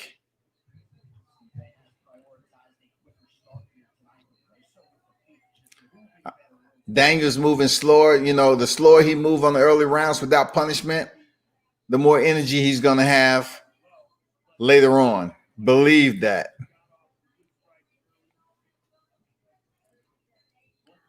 Oh, they really pacing this time. This is quite different than the first fight because they know it's going to be hell to pay later on. Stiff jab up the middle, man. Lined them up real nice, Stipe did. But one thing Daniel can do, he can box. Mixed martial arts boxing is different than regular boxing. Believe that. Outside leg kick by Stipe. Step in right. Seems like he's going to piss Daniel off. Oh, Daniel goes in for the takedown early. Wow. Daniel goes in for the takedown early. Is he going to try the front choke first? Different strategy. DC goes in for the takedown early. Let's see how Stipe handles this, how he counters this.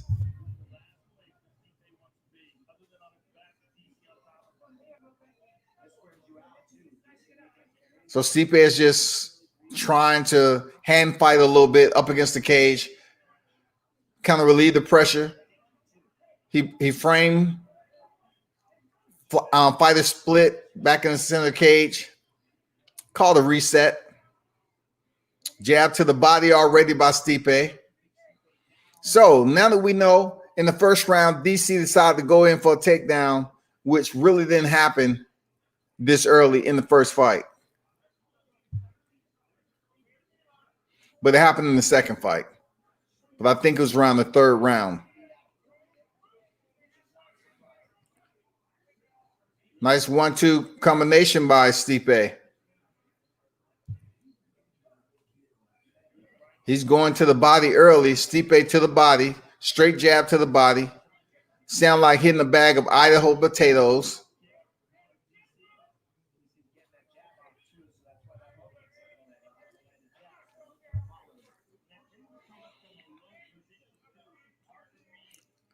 Two minutes remaining in the first round. Let's go, fellas. Let's go, fellas. Man, he's punching DC right in that front gut. Oh, DC went for the Hail Mary, man, the two power shots, the left and right. He's trying to get Stipe up out of here, man. He's trying.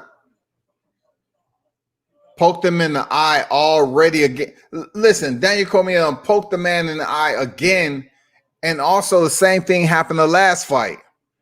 DC needs to close his freaking hands, man. Look.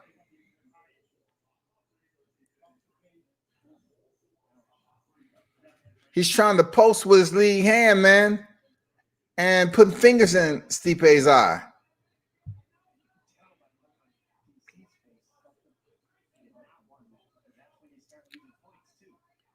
See if he's going to take a point.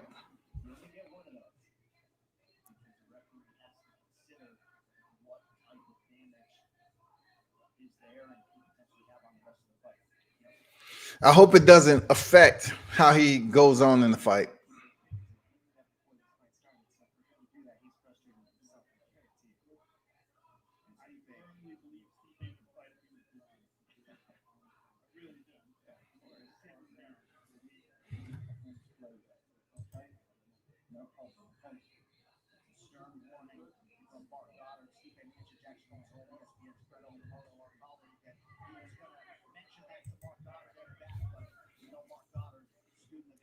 DC outside leg kick. Getting back to the action. Inside leg kick by Stipe. DC has picked up the pressure just a bit. He's conserving energy a lot, both of them this time. They are conserving energy for the kill rounds. This is what I'm saying. Oh, man. Right hand by Stipe. He's going to the body early. Oh, he pops DC up top and then a low calf kick below. Right now, Stipe is looking very solid if he remains smart to keep his hands up outside the clinch. And that's exactly what DC is trying to do. Every time they lock up out the clinch, he's throwing the right hand the same way he knocked him out in the first round. If he gets knocked out again by not putting his hand up out the clinch, it's Stipe's fault. It's absolutely Stipe's fault. Because DC said it after the first fight. We know that he drops his hand off the clinch. Oh, DC hurt him. DC hurt Stipe. Okay, nice body kick by DC.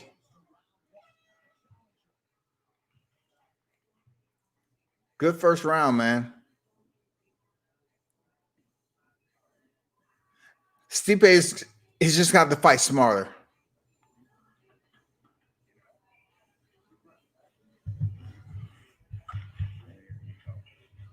This is good. That was a good first round, man.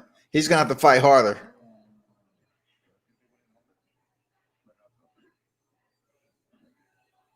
Man, it's quiet as a mic. Look, it's like it sounds like a chapel doing prayer in there, man.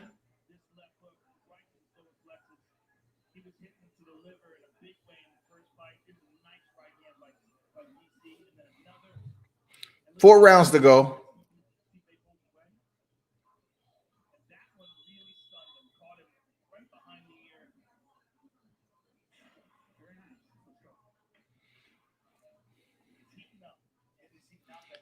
Man, the body composition of Daniel Cormier is one of a million, man.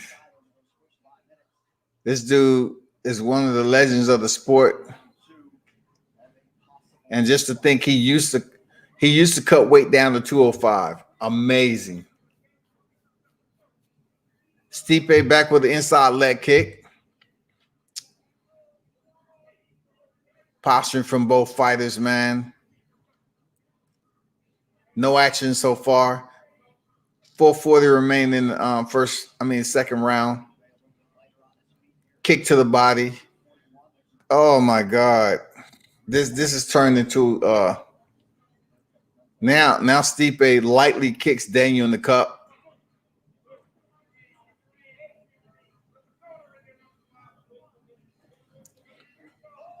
Oh, nice uppercut. He thought about sending the high kick. Why didn't you, Stipe? You had his head turned. You had him right where you wanted. You should have sent the left high kick up top. He wasn't even looking. Jab to the body by DC.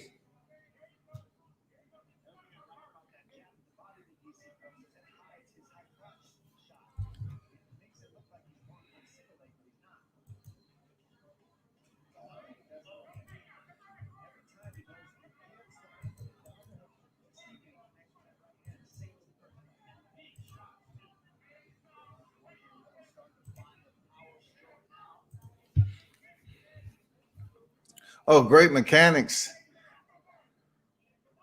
Both fighters are getting into the groove. Ooh, DC sent that missile down range. DC sent that heat-seeking missile down range. They had a lot of fire on it. Now they right back into the groove like they was the first fight. DC's getting in close with his combinations, and he's letting it rip. Sure as Stipe. Nice defense by DC. Oh, he started to go to the body again this fight. Going over the top with the right hand, but he's digging to that breadbasket early.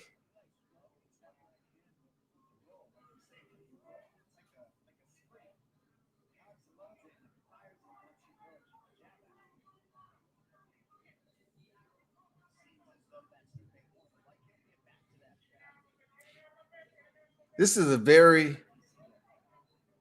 methodical fight right now, just carefully orchestrated right now. No one is really taking the lead. It's just a back and forth. Two dance partners right now. 2:15 remaining in the second round of a 5-round affair championship fight for the heavyweight glory.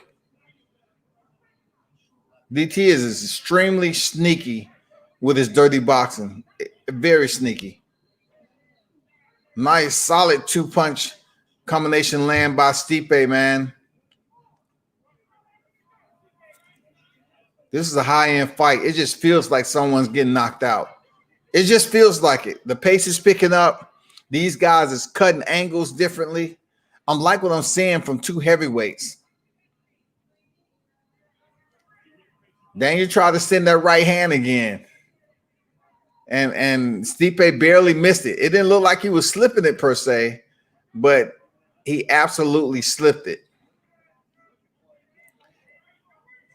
Daniel Cormier is looking to underhook Stipe's right hand, right arm, so he can use his leverage to try to shoot that right hand. So he'll take his left hand. Oh, nice 2 solid punches off the chin by Daniel. Both fighters are standing strong right now. Mano a mano,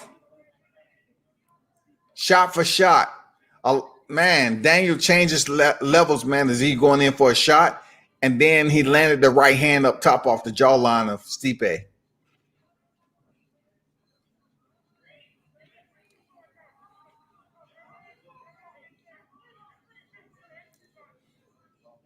Very educated offensive strategy by both fighters tonight. Cormier just doubled up, tripled up, it looked like, on his jab. What I don't like with Stipe, he's following DC around right now. Did he hurt Cormier? He hurts Cormier. Cormier is down. Stipe is on top. He's surviving. He has a body lock. Man, the round ended, man. Oh.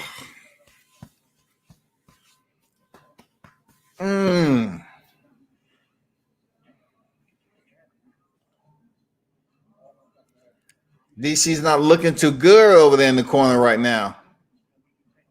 He's not looking too good right now.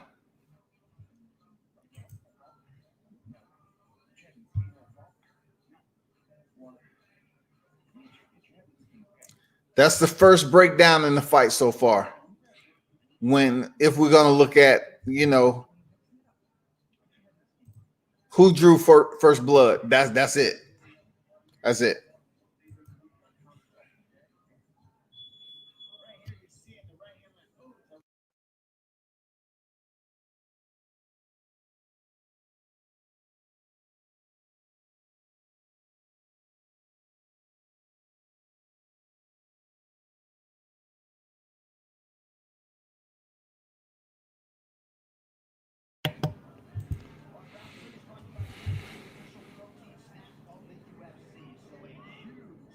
Third round already, y'all.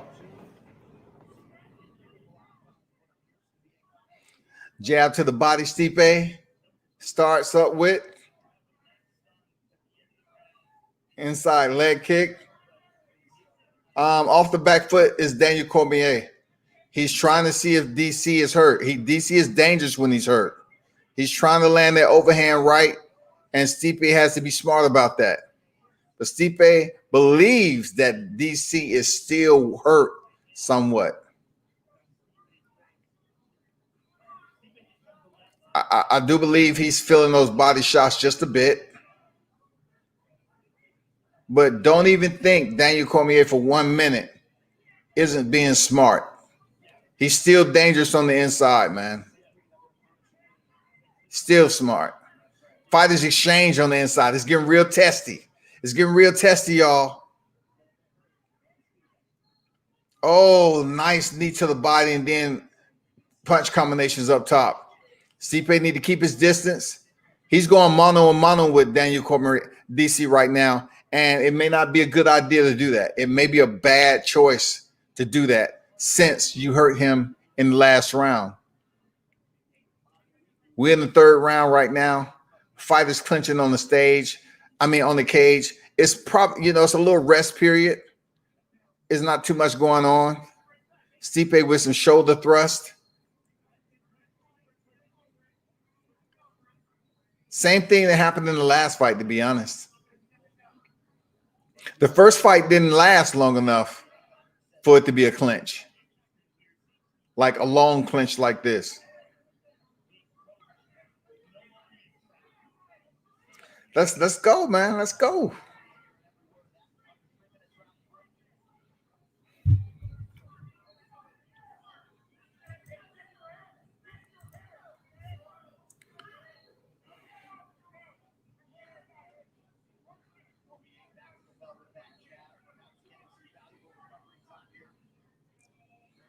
The action is slowed down just a bit.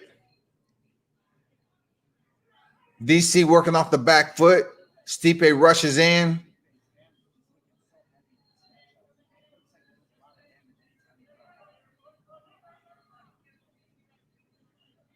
They're holding each other on the cage, semi-body lock, but nothing serious. No knees being landed, no foot stomps, elbows. I'm pretty sure one of those guys out of the clinch are going to try to throw a hook, an elbow, or a spinning technique, which is very possible. I see Stipe throwing some shoulder strikes over there. 1:55 remaining in the third round.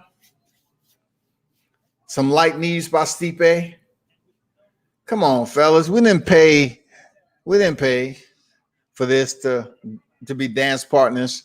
Don't get caught out the break there, Stipe. You know how Daniel like necktying you and then hitting you with the opposite hand, the free hand. Don't let go with your hand down because you know what's going to happen.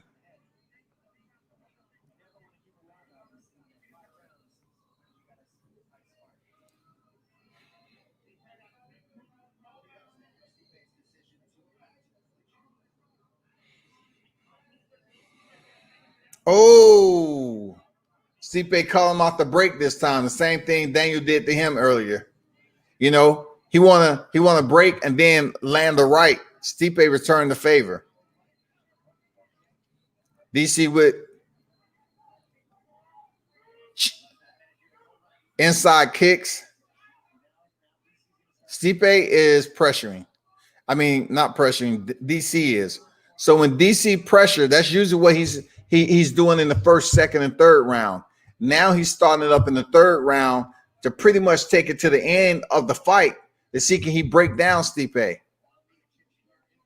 He's dangerous when he's pressuring, though. He's dangerous when he's pressuring. There he tried. He tried that right hand and knocked Stipe out before. He feels he has the power to knock out Stipe again with it. Stipe shot the uppercut up. Oh, solid right hand by Stipe.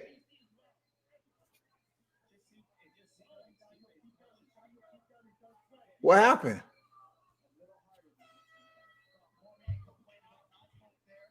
An eye poke.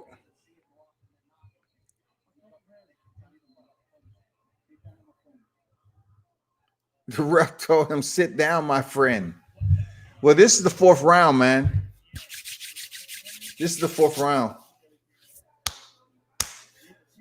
Man, that was like a Superman punch. Dang, spinning elbow out the break. Oh, man, it was an eye poke. Oh, it was an eye poke. And then Stipe poked him with the left and tried to come with a straight right. Blowout.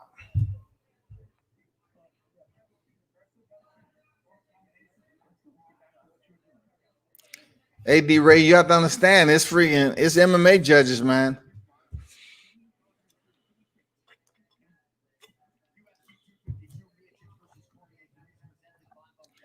It's mixed martial arts judges.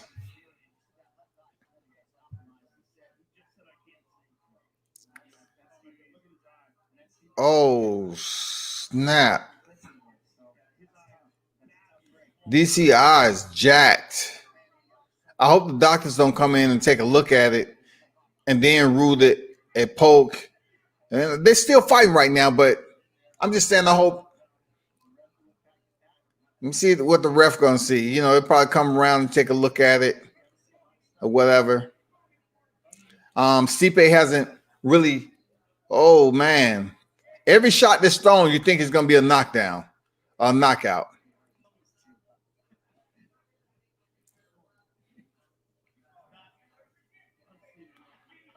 And you don't think he's gonna get a takedown right now? Yeah, it's coming. DC's used less energy in this fight, so he has some takedown in him, and it's gonna be at the right time. It's gonna be in this round or the 5th round.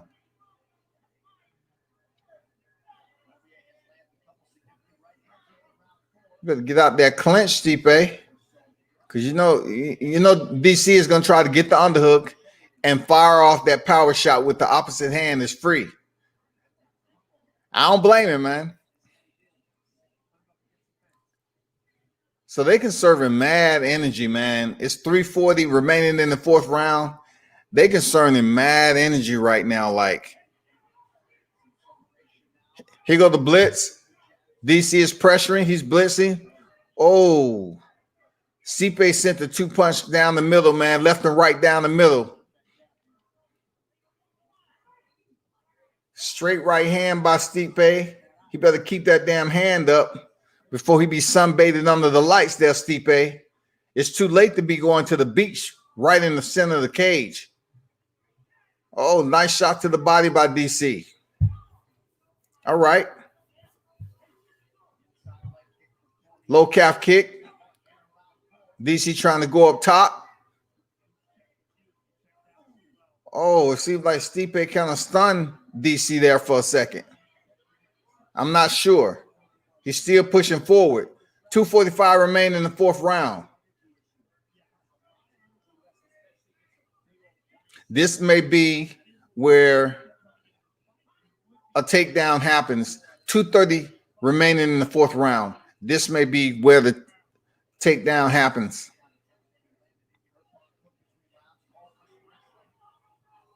This is what DC want him. There you go. He tried the same shot. He's slick with that shot too.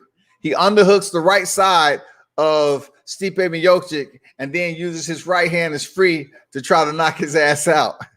Very slick move right there, man. I ain't gonna lie. That's slick.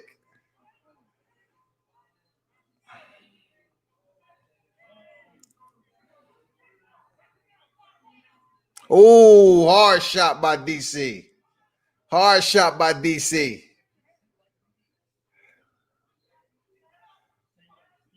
He said poked and turned it. Let's go, Stipe. Minute 35 left in the 4th round until we go to 5th and final championship round. And I'm gonna tell you, I don't want to be the judge. And really, to judge this fight, I feel that Stipe is doing enough to win, but you don't know, man. You don't know. It's not much going on. It's not a climactic. Okay, I thought he was going to try to trip up Stipe right then. Any takedown right now is going to be crucial. It's going to be big. 50 seconds remaining in the 4th round. Stipe's, it seems like he's getting complacent a little bit. I don't know. Cardio seems pretty good for both.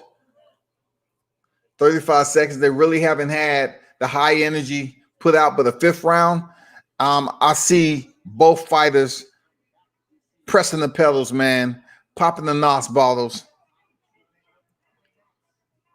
and 60-footing it. That's what I see, goddammit. Ooh, nice combination by DC. Nice combination. But Stipe took it well, though. Okay, DC, he let that round go. Okay, this is a close fight. The only way a stoppage is going to come now is the shot lands. Like, there's really no work have been done so far where either fighter has been hurt. So in the fifth round, it's going to be all or nothing when it comes down to the power shots, the placement, how committed they're going to be to lock in and send those power shots down there. And also the placement of the power shots. Say he won a fourth. It might very well be a fourth, man. It seems it's pretty close right now. I just want to see this last round. Let's go. I want to see this last round, Charlie. Let's get it. Let's go. What's their scores? What? Oh, wow. Wow. That should put okay.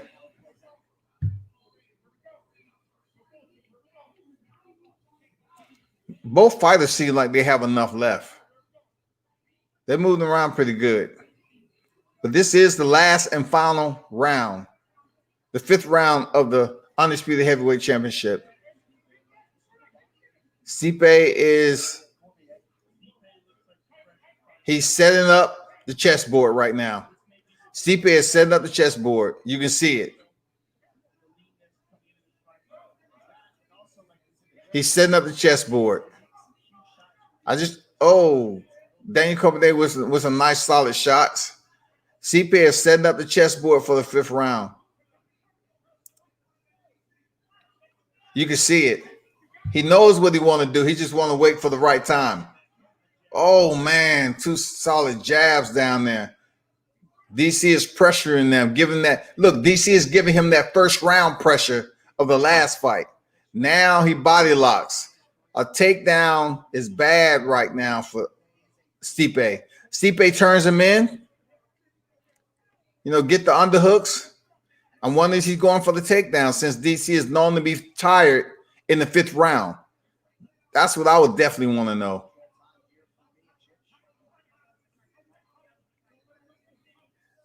This fight so far, 3 minutes, 25 seconds remaining, it hasn't lived up to the hype.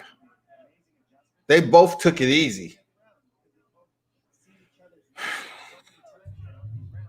It hasn't really been any pockets of firefight in this bout. They're just dancing on the cage right now, chest to chest. Very minimal action. But let's see if DC has a trick up his sleeve to catch Stipe Miocic framing up and separating. Okay. Oh, he shot an uppercut on DC. I thought it landed. Oh, he hurt Stipe. He hurt Stipe. Oh, Stipe turned the corner on him. Good shot. 2 minutes and 20 seconds remaining. Daniel is trying to get a takedown on DC. He called him out of there. Again, he called him with that right hand on the break, man, and it landed flush. And this time it did nothing. Stipe is going to have to remember that. Or else he's going to get knocked out with 15 seconds left on the clock. Daniel's a slick striker, man. Every time he breaks, man, he send that right hand to the jawline. Every single time. Damn, that dude is smart. He's probably did that 1,000 times, man, when he was in sparring.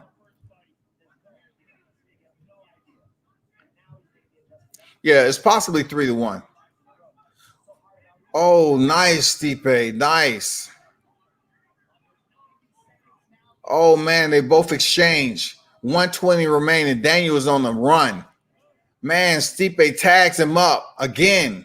Daniel is on the run. Stipe goes for a takedown. And Daniel's trying his best. He's stuffed the takedown. They back up against the cage. DC presses. Stipe turns him out. And once again, he shoots that right hand. Man, he's done that forever in life, man. This might work out. He has 50 seconds. Believe me, people, he might be able to get this done. They clinch up again and watch. If they break, separate. DC trying for a front choke. No. 35 seconds remaining. 30 seconds remaining.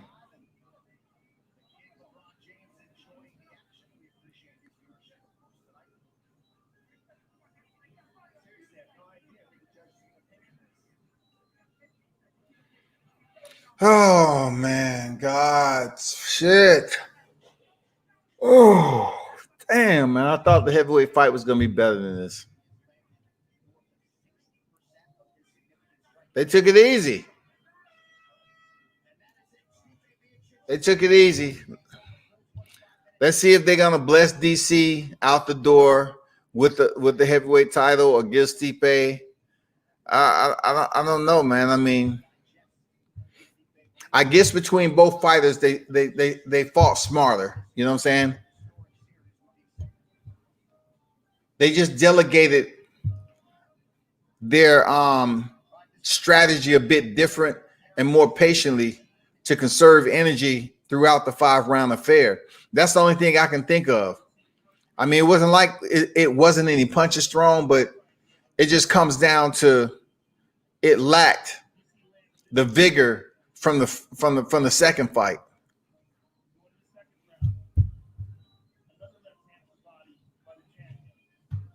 Man, he was going to Daniel's body a little bit in one round, but it just wasn't.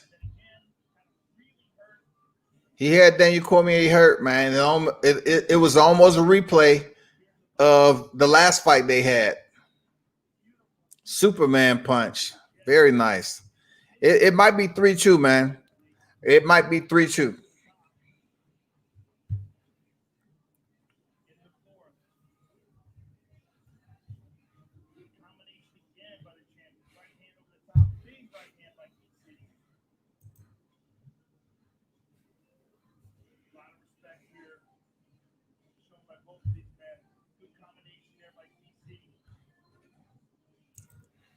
Let's see who gets the cake with the icing on top.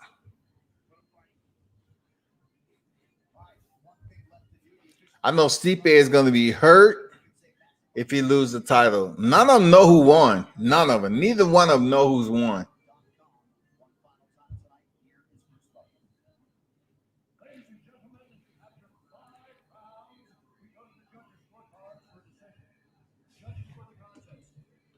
Forty-six, 49-46, and 48-47 for the winner. And still Stipe Miocic. Damn, DC walks out the cage, man. He's done. Salute, OG. You're a legend. Well, Stipe Miocic has spent 3 years, Joe, focusing almost exclusively on Daniel Cormier. Well, that's it. That is the ultimate trilogy. The rivalry has come to a close. The rivalry has come to a close, man. DC is out. DC is out as always. From what I can say about the fight, it was less intense than it was previously in the rematch. But it was you had to go in with a different game plan when it came to your offense. You had to make sure you was patient, and you pretty much had a sense of to be smart about it. This was a big fight, and a part of me saying, okay, cool. I'm glad Stipe won the belt, but then for Daniel, he goes down 1-2 to the heavyweight champion. And he was 0-2 against John Jones. So yes, he'll be considered as one of the best to ever do it. Then again, they will look at him as far as his rematches goes and everything else and say, you know, that's you don't have the best record when it comes to rematches. So DC has taken another loss.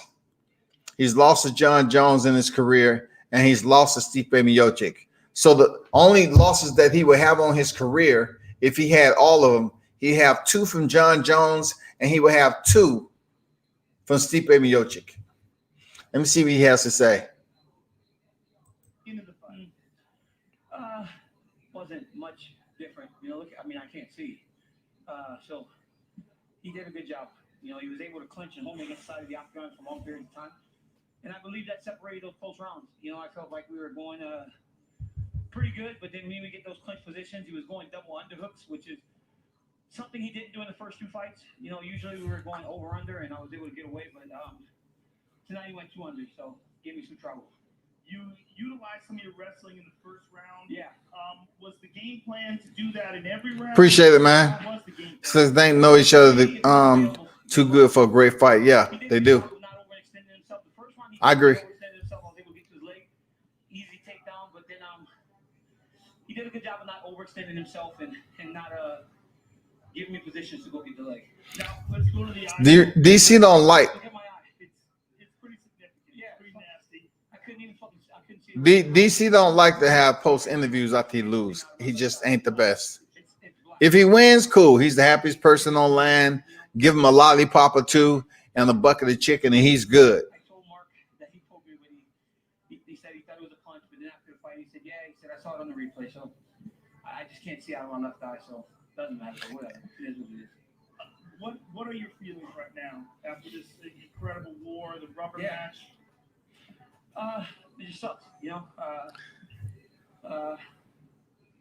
Being on the losing end of 2 rivalries. fights and trilogies, it's a very sad position to be in, but Yep. I will deal with it as I've dealt with things in the past. So I know it is a sad. This is it, or do you have to think about? You have to go home to your family and think about this, or you know, Joe, I'm not interested in fighting for anything but titles, and I don't imagine there's going to be a title in the future. So that'll be it for me. You know, I've had a long run. It's been great. They still want to see you and John Jones for a trilogy.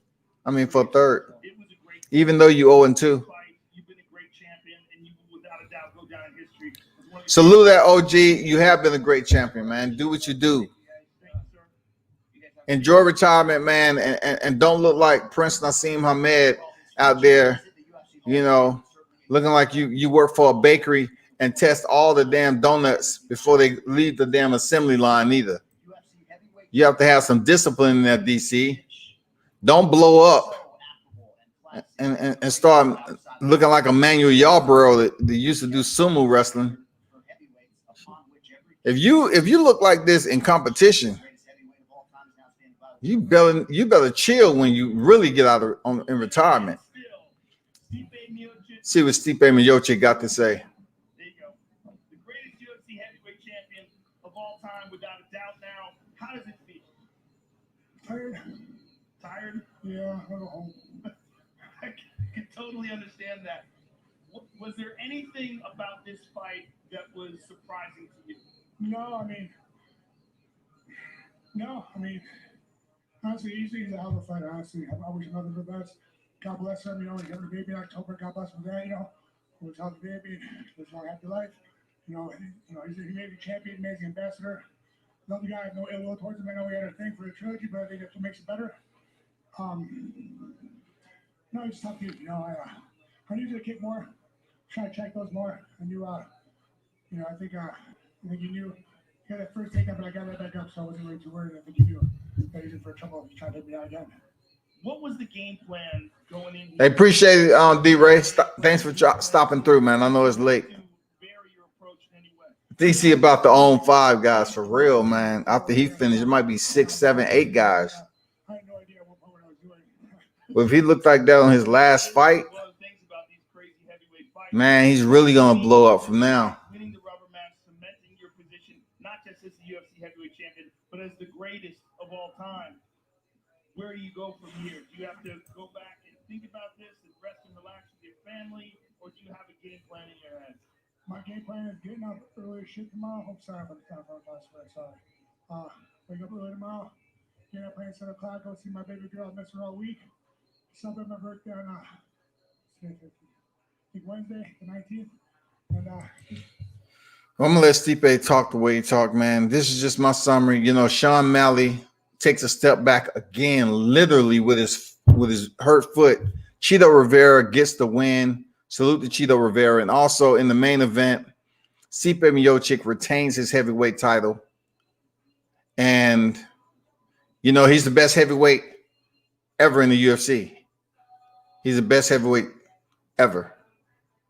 So from my understanding, he defended it 3 times, I believe. He was a 3-time heavyweight champion. So, congratulations to the firefighter. You know, Stipe went in there and did what he had to do. Now he can rest assured that he was one of the best ever in the sport of mixed martial arts when it comes to the heavyweight division. The best. And, you know, I'm just going to close out on this. You heard Benavidez stop Angulo in the 10th round. But I really want to talk about Rolando Romero. TMT has not just been, you know, on the treadmill, on the conveyor belt, rather, with putting out champions from his stable. I was really looking forward to seeing Rolando Romero get back in the square and with a step-up opponent that was 19-0 and see what he had to offer. You know what I'm saying? I really wanted to see it. And from start to finish, man, his opponents, Marinez, he started to make changes. He started to get the timing down. And from what I was seeing from Romero, he would get on, he would close distance, allow himself to be center in the square to land a power shot. And it almost seemed like once he lands his power shot, he's leaned back a little bit and he checks to see his work. He would just stop punching. And you have to watch the fight. And that was just very, that was making me delirious. So throughout the fight, man, Marinez was moving around, man. He was sweeping real good. You know, cutting the corners, man, shooting his counter shots on Romero. Every time Romero came in, he would pop him. You know, he was just popping with the stick. You know, he had his timing down so good. He was just popping Romero in the head with his stick. And when they did have those power exchanges, right, both took the punches pretty well. It wasn't really anyone to get hurt, per se. It just wasn't that type of fight. But when we knew Romero was the type of walk-down fighter that he mentions all the time, after it didn't work, the second and third round, he should have switched it up. You know, got on the ball at his feet, you know, really start working from the outside, you know, using his range. But he was just trying to, I guess, place the key in the door too much with one freaking jab to the body.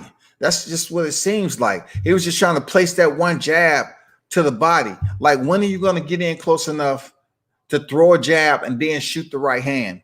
The way Romero was doing it, he couldn't throw the right behind his jab. I mean, he couldn't throw his power hand behind the jab because he was too low. Like, he was extremely too low. He couldn't do anything with it. But when he decided to come in with his power shots, guess what? It wasn't led by a jab. And that was the disappointing thing about Rolando. He has a very tough chin. But I'm saying to myself, this dude's going to have a short boxing career. Rolando is walking into punches, walking through punches, and that tells me right then he is not going to have a long boxing career. King Meech, what's good, man? What's up? What's up? See, I'm so sick of the UFC calling every fight the greatest ever. Yeah, I mean, they good for doing that, man. I mean, they want to have so many great fights in their annals, in the mixed martial arts annals, that they'll say something like that, you know? Stipe versus John Jones. Stipe versus John Jones, who you have as the favorite? That's a different type of fight. If you're talking about Stipe Miocic, Stipe Miocic against John Jones would be a very good fight. I think John Jones, it'll be his most dangerous fight with moving up in weight. But it'll be interesting because I do believe Stipe has the power to knock Jones out if it presented itself. I do believe he's a pretty good boxer. But I do see John Jones' stand-up striking game, giving Stipe a little bit of problems. If Stipe doesn't have any plan to take John Jones down, it'll be a long night because I think John Jones is one of the best in mixed martial arts when it comes to his IQ in the cage. The man has incredible cage IQ. So if he wants to find a way to win, he will find it. And it'll be a good fight. It'll be a good fight. But definitely Stipe will be a lot more dangerous than people give him credit for going into a fight with John Jones. Guarantee that, people.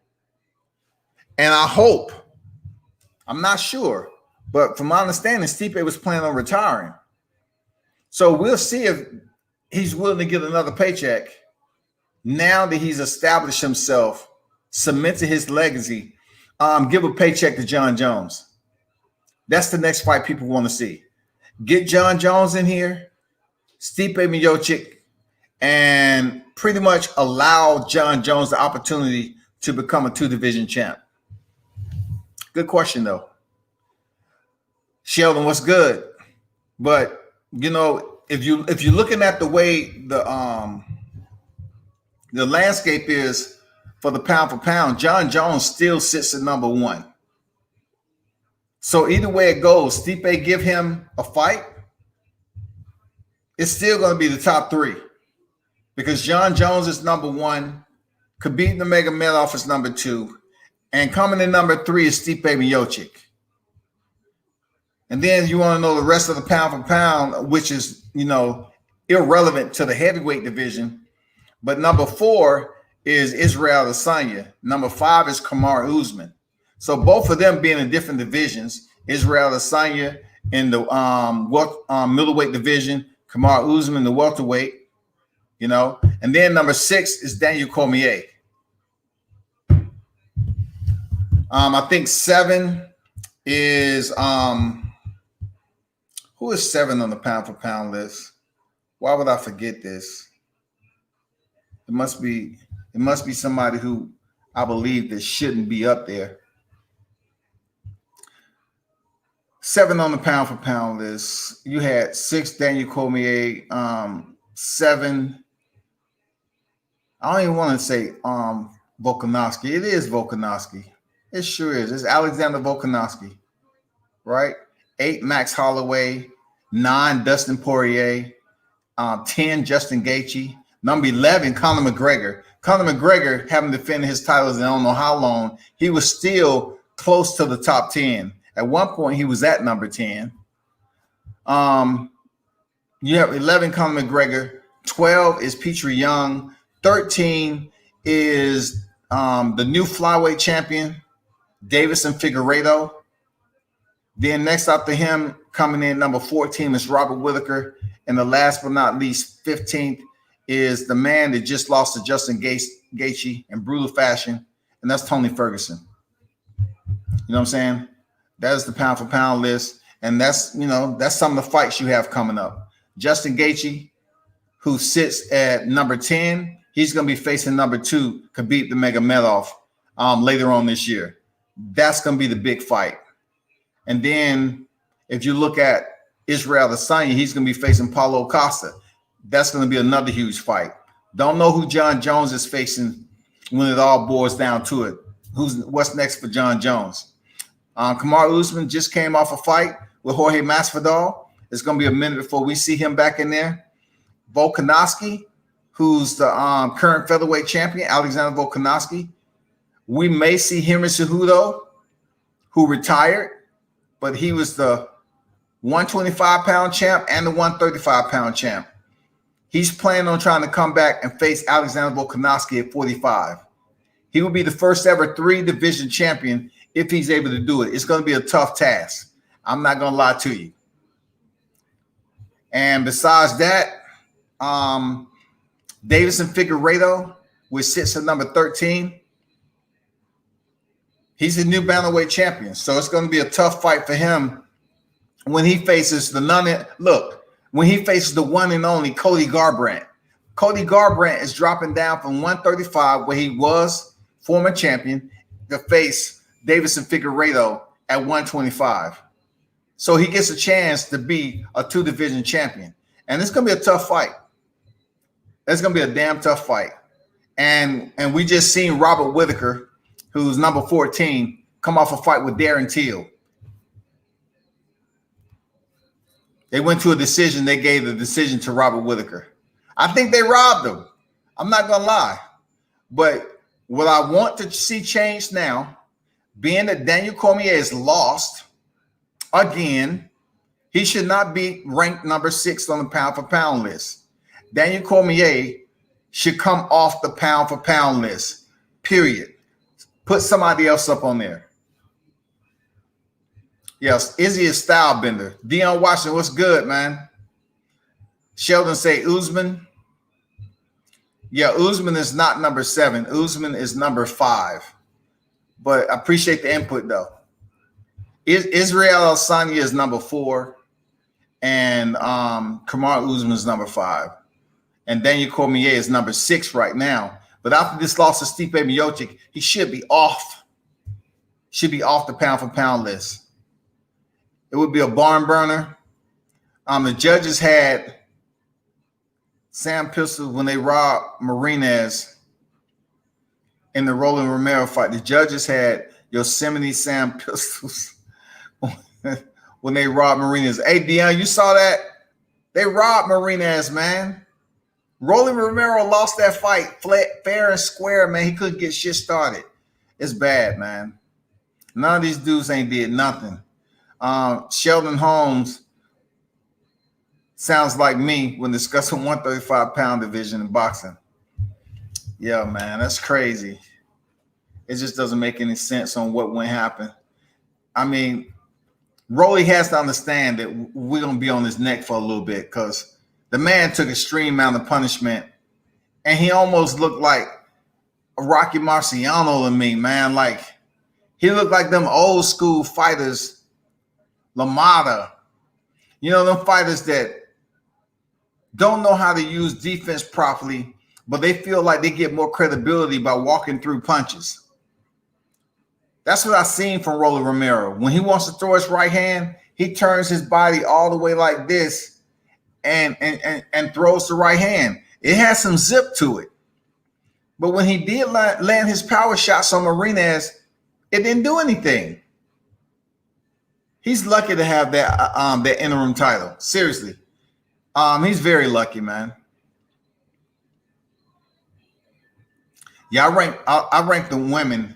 I'm gonna do this is just the fight card, but I'm going to do a live on the women's pound for pound list because it is getting very interesting right now. They have less divisions than the men, of course. You know, you count the strawweight and then the flyweight division, bantamweight division, which is 3, and then the 145-pound division, which is featherweight. This is the highest that the women's division go up to, from featherweight down to strawweight. Strawweight, flyweight, bantamweight, featherweight. That's it for the women. So when you talk about pound for pound list, and once again, very dense in elite competition. But of course, you have the top names that's going to be there, the placeholders. Amanda Nunes, of course, is number 1. And then you're going to have Valentina Shevchenko, number 2.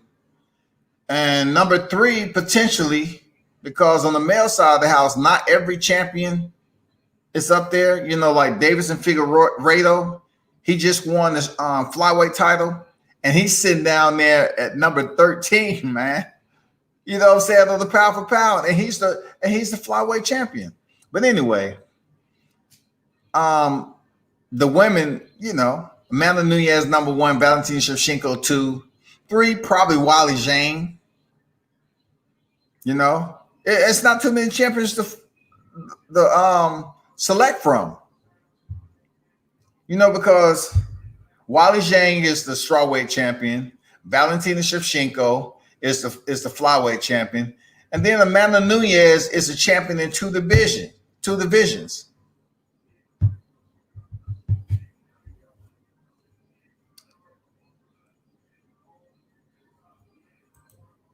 That's my take on it, man. Hey, but this is what it is. I know it's late. It's already Sunday, man. I hope y'all have a wonderful Sunday. I doubt the churches are open, but if you have a chance to get some of that, you know, good Sunday cooking, enjoy that. You know, drop me off a plate if you can.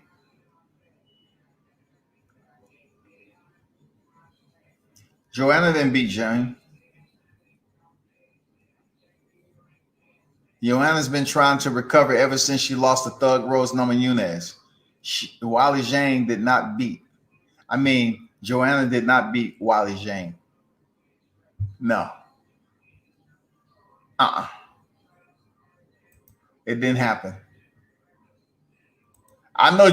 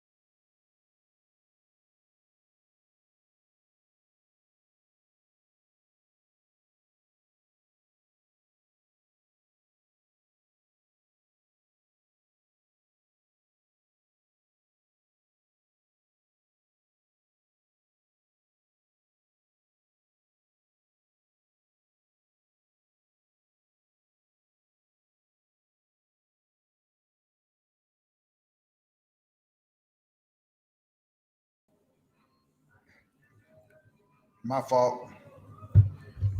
I was busy clicking around. Let me see.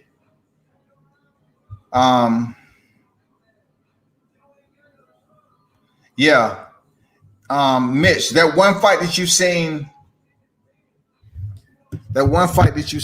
with Joanna and Zhang Wali is one of the best fights in UFC history, man or woman. It is one of the best fights ever. You know, even though young Jacek looked unrecognizable, it was one of the best fights ever. So I got to show him love on that. It was one of the best fights ever. I'm not going to lie to you. Very competitive, wasn't sloppy, extremely technical. I can tell you the women's pound for pound list right now that I'm looking at. Amanda Nunes, and this is gonna be it. I'm gonna shut it down from here. Check this out, though. Check this out.